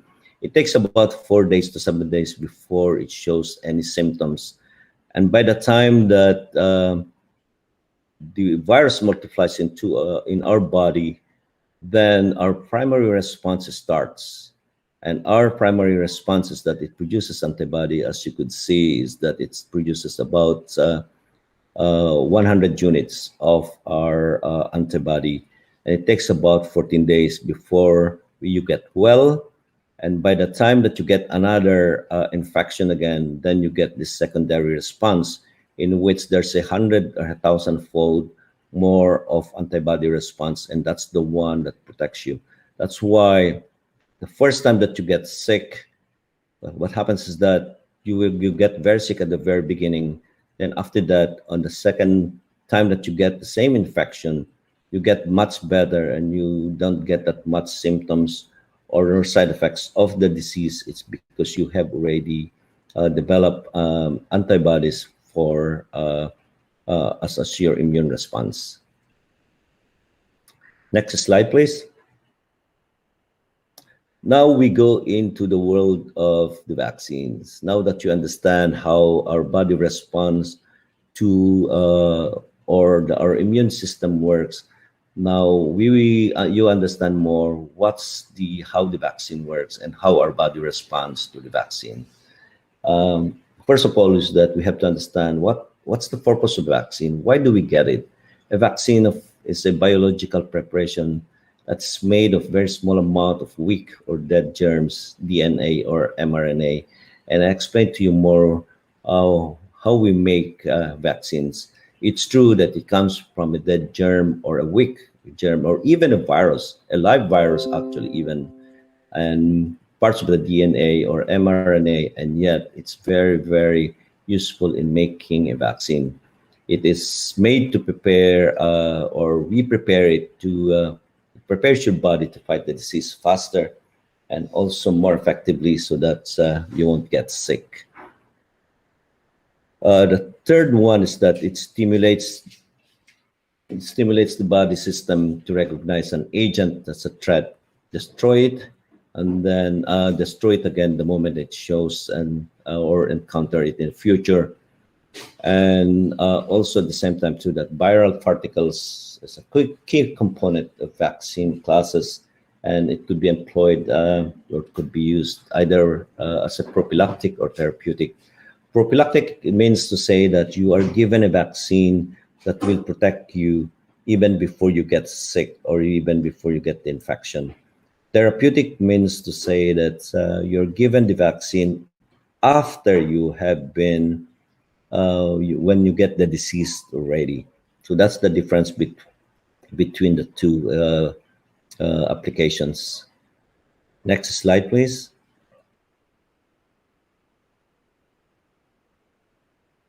Okay. There are 6 types of vaccines.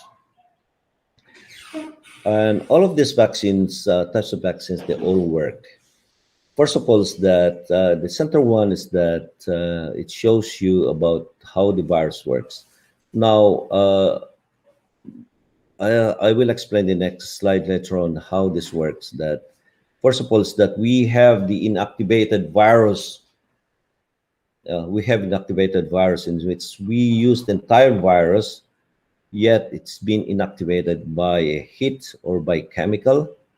Then the other one is that it's the attenuated virus. It's a whole virus also, except that we reduce the infectivity or the seriousness of the virus.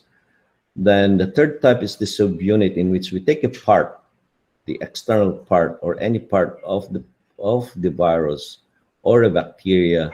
We take only that's why we call it subunit, because we take only a part of it. And then there's the vector base, in which we take the chromosome or a sequence of the genomic sequence of a virus and insert it into another virus, into a non-pathogenic virus, and then use that to make a vaccine.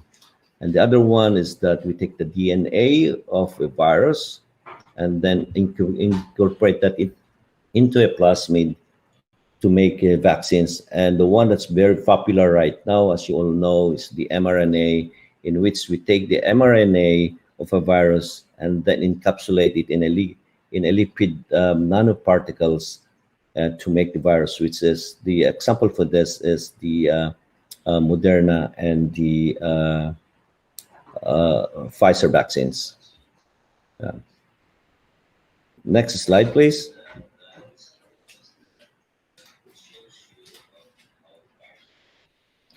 Like I've said, is that these are the types of viruses. These are the types of vaccines. One is the inactivated virus, just like you mentioned, that it's the whole virus that we use. However, we inactivated it with chemicals or a UV light. And the advantage of this type of vaccine is that it results in long-lasting antibody, and it gives us a very good immune response. An example for this is the rabies vaccine.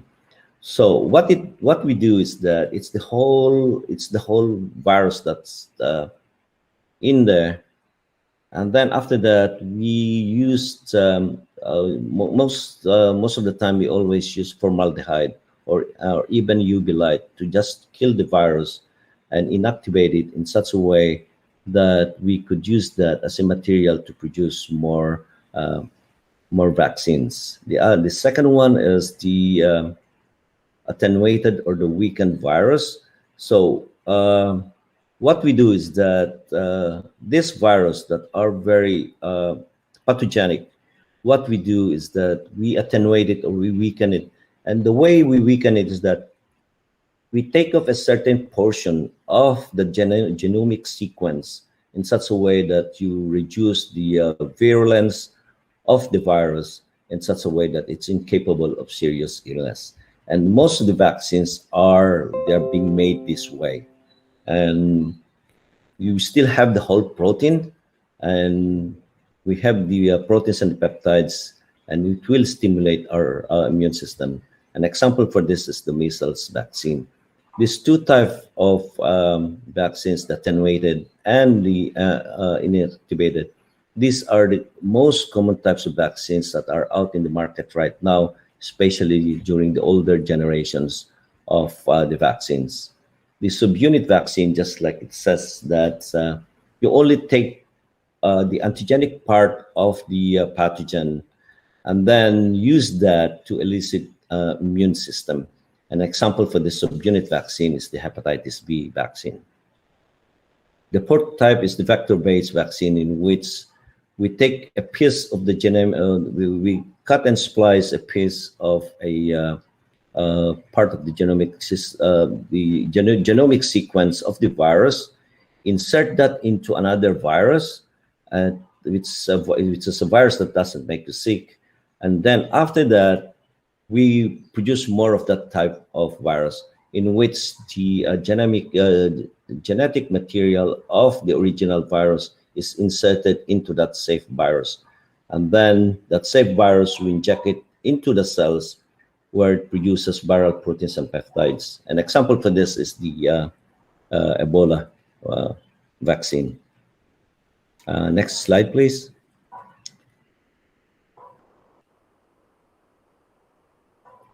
So this is, you've been hearing a lot of this nowadays, especially the mRNA and the DNA, which is not yet out in the market right now. This is more for, especially for the Moderna and the Pfizer vaccines, which is how they're being made. So what they did was that the moment that, so I'll give you an example, for example, for the COVID-19 is that when the COVID-19 had been, when it declared as pandemic, scientists in the US, what they did is that they did a complete sequence of the whole COVID-19. So once they had taken the genomic sequence of the whole virus, they took a certain portion of that, which is the spike protein, which contains the messenger RNA, and then after that, synthesize it and produce more of the mRNA. Then after that, once they had synthesized it and produced the mRNA, then they package it into a lipid nanoparticles. And these lipid nanoparticles are not miscible in water, and also at the same time too that they're not being destroyed by the cells. And once the mRNA is inside the cell, then it will make it will sequester the protein machinery of the cell and uses the RNA to make viral proteins and peptides. It goes only into the cytoplasm of the cell, but doesn't go into the nucleus of the cell. So once the viral proteins are excreted out, then it will stimulate the B cells to make neutralizing antibodies to prevent viral infection. And thus, it helps the peptides that activate the helper T cells and also the killer T cells. And this is the basis of the Moderna and the Pfizer vaccine. The DNA vaccine is very similar to the mRNA, except that the DNA vaccines, it goes straight into the nucleus because that's where the chromosomal DNA has been it's located at. And what it does is that it will sequester also the protein making machinery of the cell and produce more of the double-stranded DNA molecule. And after that, it secretes and also at the same time too works the same as the messenger mRNA. These two type of, so far right now, there's no vaccine that's out there in the market that's that makes the DNA type of vaccine. However, a couple of weeks ago or 3 weeks ago, I have learned that they started already a clinical trial in India using the DNA vaccine for COVID-19, which is, like I've said, is that almost very similar to the mRNA, but it's only available right now in India, and it has yet to be approved by the FDA in the US and even possibly even here in the Philippines. Next slide, please. So this is very interesting, and I'm going to explain to you how this thing works. Is because this is now what's happening in the Philippines and also all over the world. And this is how immunization becomes, the immunization program becomes successful if we follow this type of pattern. And this is the type of pattern that has been experienced right now in the world.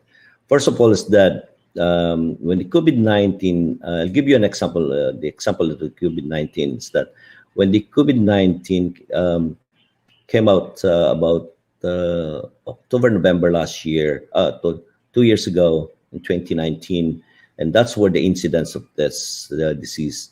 So if you follow the red line in here, the disease in such a way that the moment that the disease appeared, the world had already into the pandemic. So what happened is that if you follow the green dotted line, you could see the vaccine coverage has started already. So as the vaccine coverage has started that increase, now the disease also decreased at the same time too. Then as the disease declined, there's increase in the vaccine coverage. Then after that, it plateaued. And that's when the time that people, especially in the US and Europe, that's the time that they had already tend to relax. And also at the same time too, that if you follow the one at the bottom, the blue line, that the moment that they introduced these vaccines, then the adverse events also at the same time too try to increase, and the perception of the vaccine also tried to increase. Then by the time that if you go to the stage 3, then by the time that people had been vaccinated, as the disease is going down, then there is the loss of confidence. And also at the same time to now, there's again this increase in the outbreak, which is what they call this, the second wave, third wave, or even the fourth wave that's happening right now. And as you could see, as you lose this confidence, there's again this outbreak. And then once you resume the people's confidence, which is stage 4, then the outbreak goes down again, up to the eradication, up to the point that the vaccine will stop. Hopefully that we will reach this point for the eradication, so that once the eradication, once the vaccine, once the disease had been eradicated, when the vaccination stops at the same time. So this is the whole gamut of the immunization program, which is happening right now. And as you could see is that this shows the importance of vaccination or immunization in such a way that at the same time too, that this will be make the immunization program very, very successful. Next slide, please. So before a vaccine is being manufactured, there are several stages in such a way that it starts from the exploratory stage, or that's what we call when we are as a scientist, that's when we try to find a cure for a certain disease. It all starts in the lab. It all starts in the research lab, and we as a scientist will try to find all ways to find a cure for a certain disease, either for a virus, bacteria, or even a cancer. Everything starts in the lab, and everything starts as in exploratory stage. Then after that, once we had already explored it and we tried to find a way to find a cure, then we go into the preclinical stage in such a way that what we do is that we go more and try to test it in animals, whether it's a rat, a monkey, even a goat sometimes. And we try that and see whether it works well. And by the time that we say that it works, then it goes into clinical development. And this is where a lot of more of the scientists will be involved, because once research scientists shows that it works in mice, monkeys, or any other animal model that we have, then they transfer that into the process development group. And the process development group will try to try to manufacture it in such a way and see whether could we make this into a viable commercial product, or at the same time too that could we make this into 1 million doses. And during this time also this clinical development work states it starts with clinical trials, whether it's phase 1, phase 2, phase 3, or phase 4. And also at the same time too, this is where the FDA will come into come to review and approve any of the product. First of all is that by the time that we do the clinical development work, we will already inform the FDA about it, and we will file an initial, we call it an investigational, a new drug, in such a way that we will tell the FDA, inform them that we are developing this new drug, and then the FDA will come back to you and say, give us more information about it, how do you do about it, and all the things that are necessary for the approval. And by the time that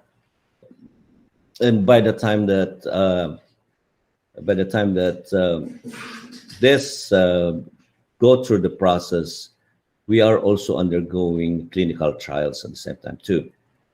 And when the FDA says that it is okay to manufacture, then that's the time that we go into a GMP manufacturing, and also that's where it involves also the quality control.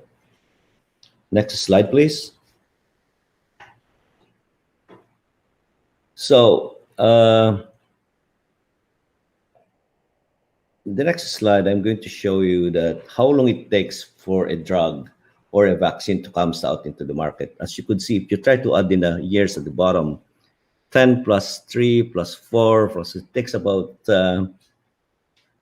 18 years before it goes out into the market. That's how long it takes for us to develop a vaccine. Now, just like I've said, is that it starts as a research. That's where we try to identify the antigen. Again, at the same time too, that after that, we try to produce more of that antigen. And after that, it is transferred to us in the preclinical development. And that's where we do all the testings in animals and also in any other animal model. And then after that, we start with the phase 1. The phase 1 clinical trial, it only involves about, the most will be about 100 patients. The whole purpose of phase 1 clinical trial is more to determine whether the product that we made is safe for human beings. And once it is safe for human beings, then we go into phase 2. And in the phase 2, then we try to we test for efficacy and also for safety again. Efficacy means to say that we give different doses to a group number of people. Say, for example, into a 1,000 group of people, in which we give different doses from, say, for example, from 5 micrograms, 10 micrograms to 100 micrograms. And then there is a negative one, which we call it a placebo. And then after that, we look again into the safety, whether patients will tolerate that higher dose or lower dose. Then from there, once they could tolerate it and once it is safe, then it is found that one of the dosages, for example, 100 micrograms is good enough to cure a disease. And that's where we go into that proof of concept, and also at the same time it goes into phase 3. Phase 3 means to say that you are involving thousands and thousands of people in such a way that by the time, the main reason for the phase 3 is that by the time that, especially now that we have the pandemic, they gave us all these vaccines, which is not even approved. They just given us emergency authorization and see whether it will cure the disease, the COVID-19. And it so happens now that the vaccines that we have been receiving have been protecting us. There have been breakthrough reinfections, but those are very rare. So as it goes into the clinical development, at the same time too, we are already transferring this process to go into manufacturing. And it is in this phase 3 that the company is either you make it or break it. as we would say. If everything goes well, the company goes into registration and production. But if not, then the company goes back and withdraw the whole thing. And this is where most companies in the US and even in Europe, this is where most of the companies will close, because if the product doesn't work, there's no point in going further than phase 3. So as we always say, that this is this is where you make it or break it. So again, like I said, is that it takes about 16 to 17 years to develop a vaccine or any type of medicine. That's the reason why when you try to buy a medicine, when they will say, do you want a generic or you want a brand name? The brand name is very expensive. It's the reason for that is that companies had to recoup their expenses because they had already spent millions and millions of dollars or billions of dollars by the time that they are approved by the FDA. Unlike the generic, is that they don't do any much of these clinical trials. All they have to do is just do comparative studies between the original medicine, which is the branded one, and their medicine, and see whether it has the same efficacy or not. That's why generic medicines are much cheaper than the brand name ones. Next slide, please. So these are the type of machineries or equipments that we use to manufacture vaccines.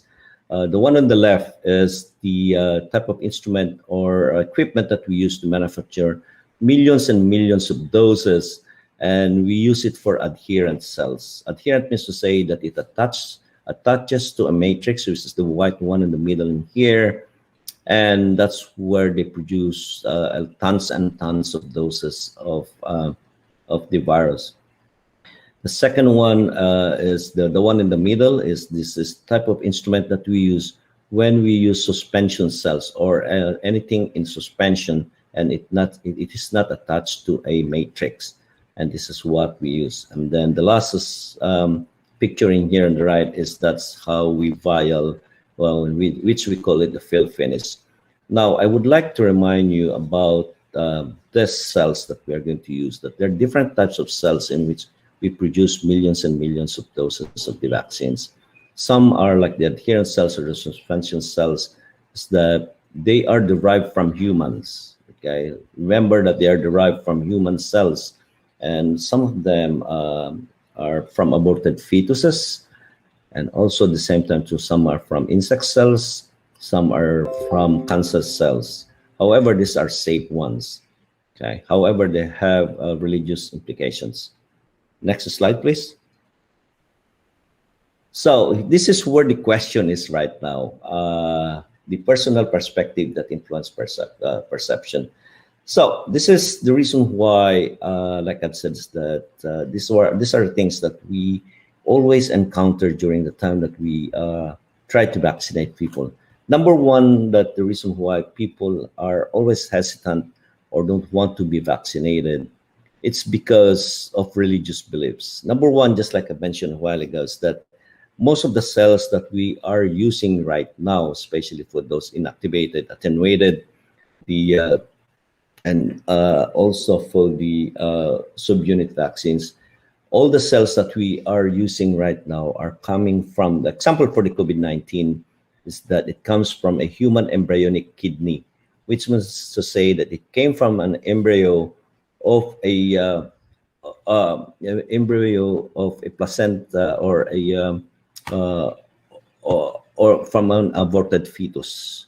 So people believe that since it comes from aborted fetus, due to their religious beliefs, they don't like it to be vaccinated using those ones, especially from AstraZeneca or any other vaccines other than the mRNA, which is for the that comes from Pfizer or the Moderna. And a lot of people don't like it. It's because of this. However, the Catholic Church said that it's okay. It's because during this time, due to the necessity of being vaccinated, the Catholic Church has actually accepted it, this fact. Next one that influences also is the social context, including experience from media. Nowadays, as you could see, there are a lot of positive things that comes out of, and also at the same time, there are more of those negative things that are coming out of the media. So especially for the social media, in which they say vaccines are not safe, somebody they know had been injected and or vaccinated and died the same day and all. So all these negative things that comes out. Then the third one is that there's always this prejudice or distrust of the medical system in such a way that they don't believe at all anything that comes out of anything that the government have been saying about it. The next is the feeling of intimidation, in which people will try to scare you in such a way. They say, or if they say that if you don't get vaccinated, you won't get any ayuda or anything, or money or any support from the government or anything like that. Then the next one is the past adverse experiences in which before they had been given, say for example, the first dose of any vaccine. And then after that, they'll say, oh, I developed this, I cannot walk, I was sick and all that. So that's the thing that for them to become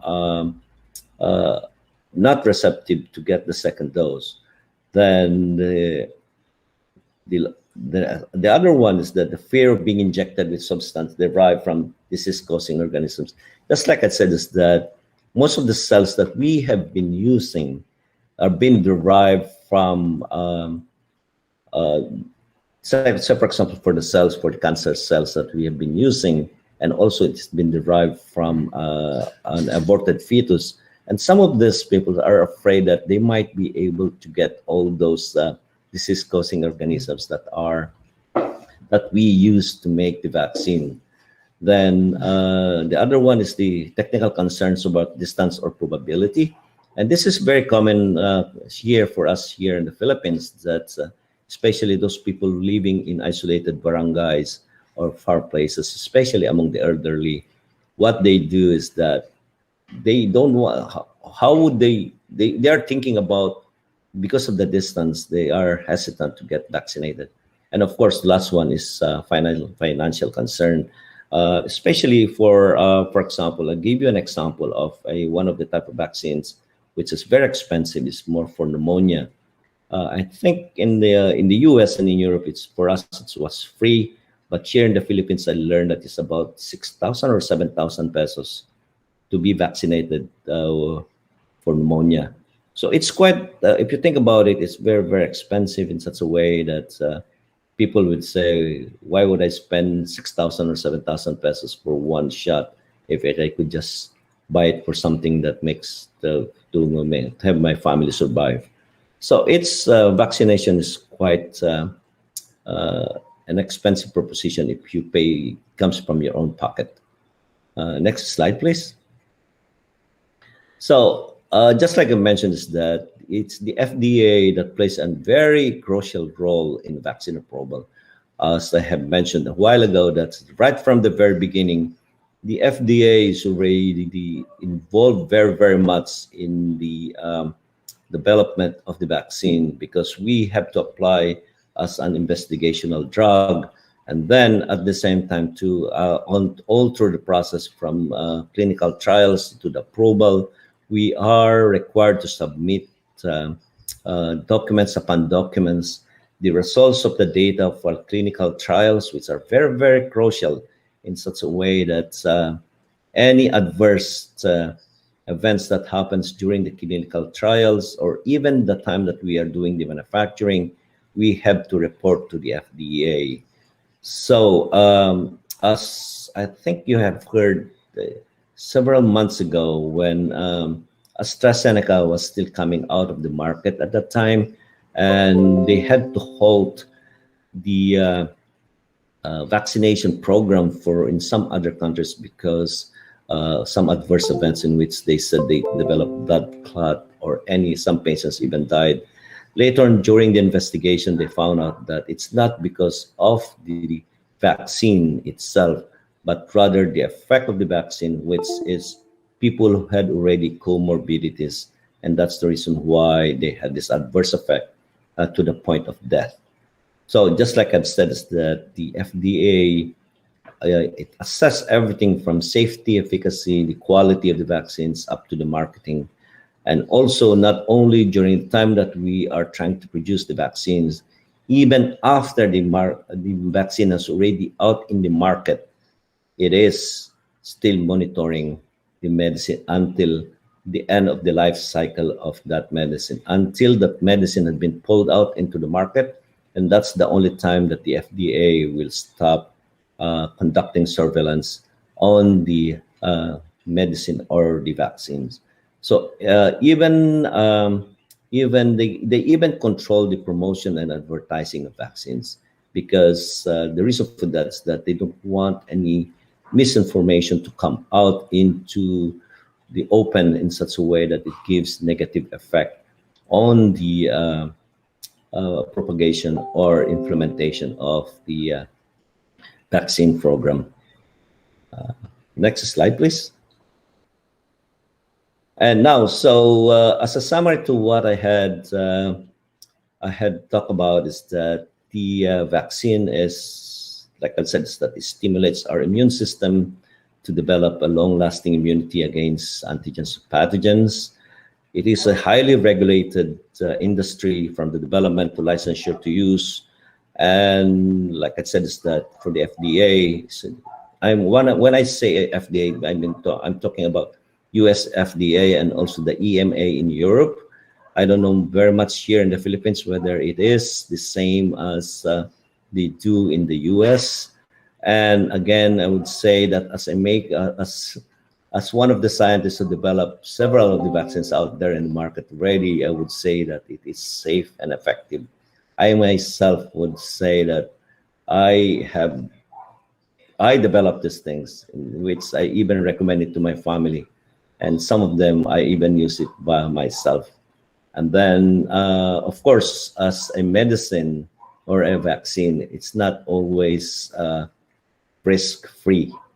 And there are always adverse events that happens naturally during following vaccinations, in which you will hear people having different kinds of side effects. And those side effects have to be reported actually to the FDA.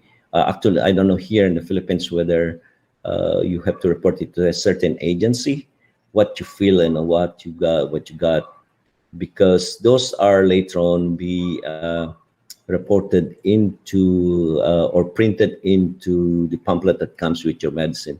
If you buy a medicine, for example, they will give you a piece of paper, right? And then after that, it comes there, the contraindications or anything like that. And that's where you will see all the contraindications, because that's where the adverse events happens. And then again, the risk benefits and of this are much better than not taking any vaccination at all. And like I said, it's that with the exception of water safety, vaccines has the greatest potential to promote public health. This is the one that saves us. It reduces morbidity and mortality from any infectious diseases. And of course, the most important part is that public trust in vaccine is the key to successful immunization programs. And I think I got one more slide, please. I think this is more or less my last slide. And my former colleague, Albert Bourla, we used to work together before he became a chairman and CEO at Pfizer. And just like what he said, is that vaccination remains one of the best tools we have to protect lives and work to achieve herd immunity.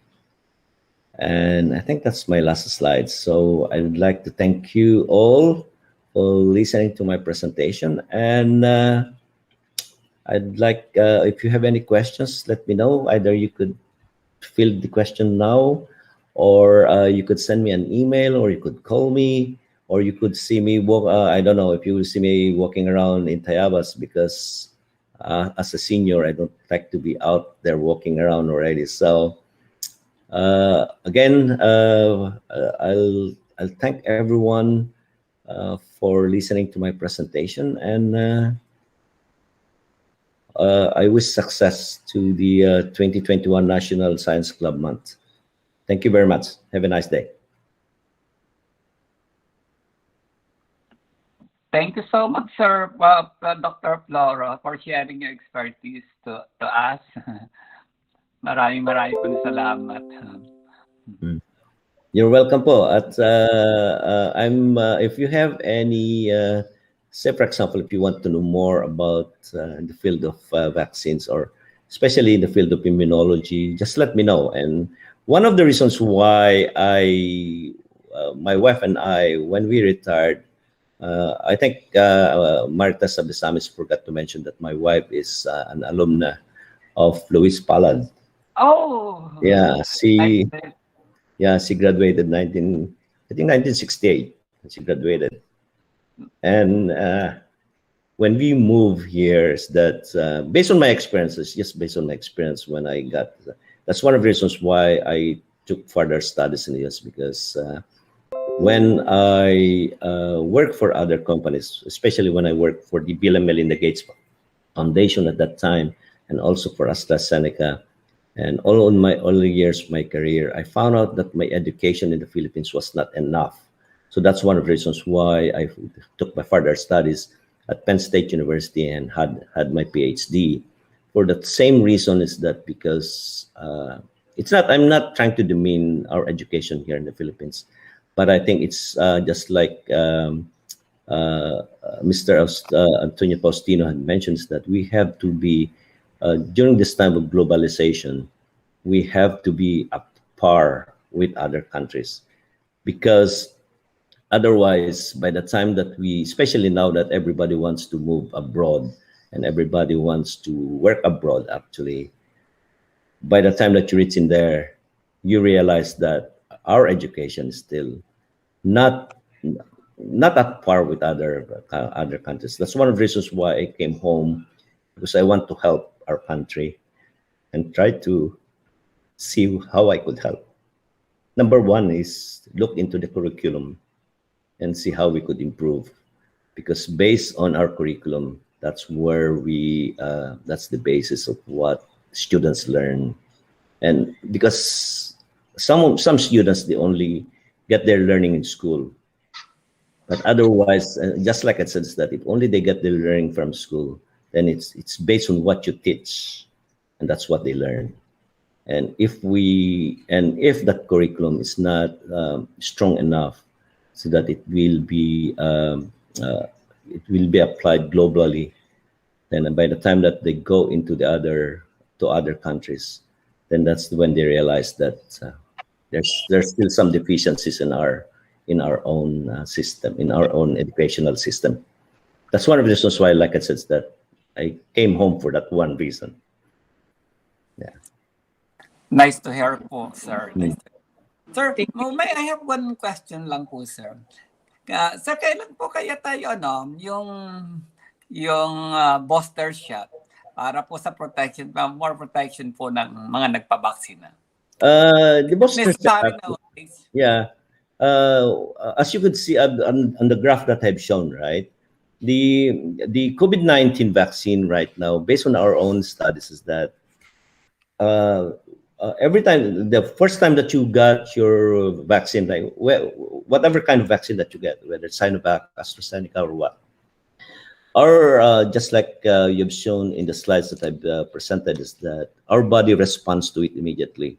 So you produce that antibody, yet the level of antibody is very low, and that's what we call the priming stage.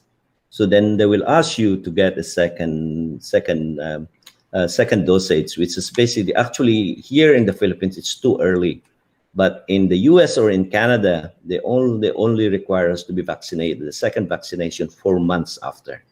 You have to let your body develop that immune system first. You prime your body first.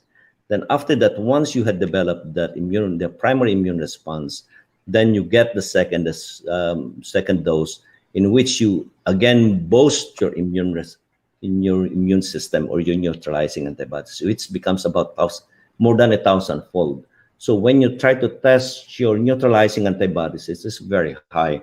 However, what we found out with the COVID-19 is that it doesn't last long. There will be a point in time in which it wanes, it goes down. Okay. Yes. By the time that it goes down, then you need that booster shot to put it back again. Okay. Unlike, say, for example, for tetanus or measles or mumps, or even for the chickenpox or measles, that once you get those, it stays there for almost forever. Your neutralizing antibody stays there forever. But what we are finding right now for the COVID-19 is that we are in that state in such a way that because just like I mentioned, is that the virus mutates. It's time that once you infect somebody, the virus mutates again. So that's what is happening right now. So that's why there are different variants that's coming right now, because it keeps on mutating. And by the time that the reason for that it mutates is because the virus has to survive. That's why they ask you to isolate yourself and let your body kill the virus itself. The moment that you get out and infect somebody, then the virus starts to mutate again. So it keeps on mutating. We call that a drift. It keeps on mutating in such a way that it has to survive. It needs a living cell. So in order to do that is that you need that booster shot to protect yourself more. And once you are at the high level of neutralizing antibodies, the moment that you get infected, whether it's whatever variant that is, you get sick, but not as sick as the first time. You might only get sniffles, running nose, a little cough. Well, a day or two, it's gone. Unlike people who got the infection the first time that are not vaccinated, then that's when they really get very, very sick because of that immune response, and also the cytokine rush, as we say, because your body notices this antigen as the very first time in your body. What it does is that it produces so much cytokine that instead of only killing the virus, it also destroys your tissue at the same time. That's why people who have COVID-19, sometimes one of the side effects is that this destroys their kidney. That's why some of the patients are having what you call this dialysis. Some of them have heart diseases. They develop heart disease after that. Some people have even fogging of the brain, which means to say that sometimes they have memory loss. And those are the side effects because of the cytokine rush, as we say. Your body produces so much antibody at the same time that your body cannot tolerate it anymore. So those are the effects of this. At the same time, too, with any other diseases like that. And the reason why people get pneumonia once they get, because the epitope of our lungs, that's where the COVID-19 actually resides. It goes either to your nose, to your mouth, and that's where it goes. Then once it goes into our mouth and nose, it goes straight into the lungs. And it doesn't only stay on the upper lung, it stays in the lower lobe of our lungs. That's where the pneumonia starts. Thank you so much, sir. Yeah, no problem. Thank you so much po, Doc Floro. And Okay. now po, proceed po tayo sa Q&A. Babalik po tayo sa hosts natin.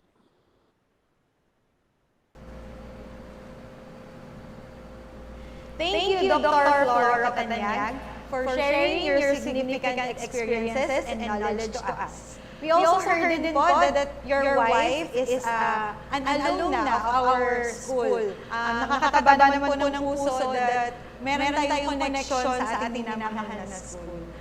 Okay? And now, at this point, we are going to have our question and answer portion, wherein our viewers and listeners can ask our resource speaker.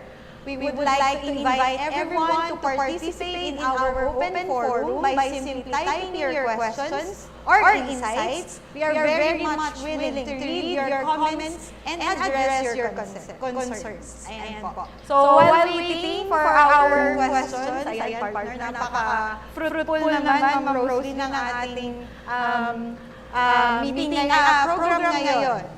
Okay, para po naman sa mga hindi pa nakakapag-subscribe ng ating YouTube channel, ay don't forget to subscribe Agang Alanghang in our YouTube channel. So our first question is, Okay po.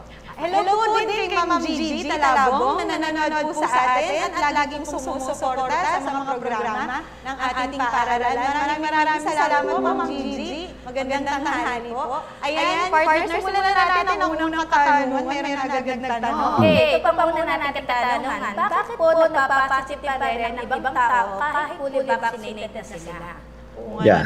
Sir, I'll try to answer you in English, ang okay? ating katanungan. Yes.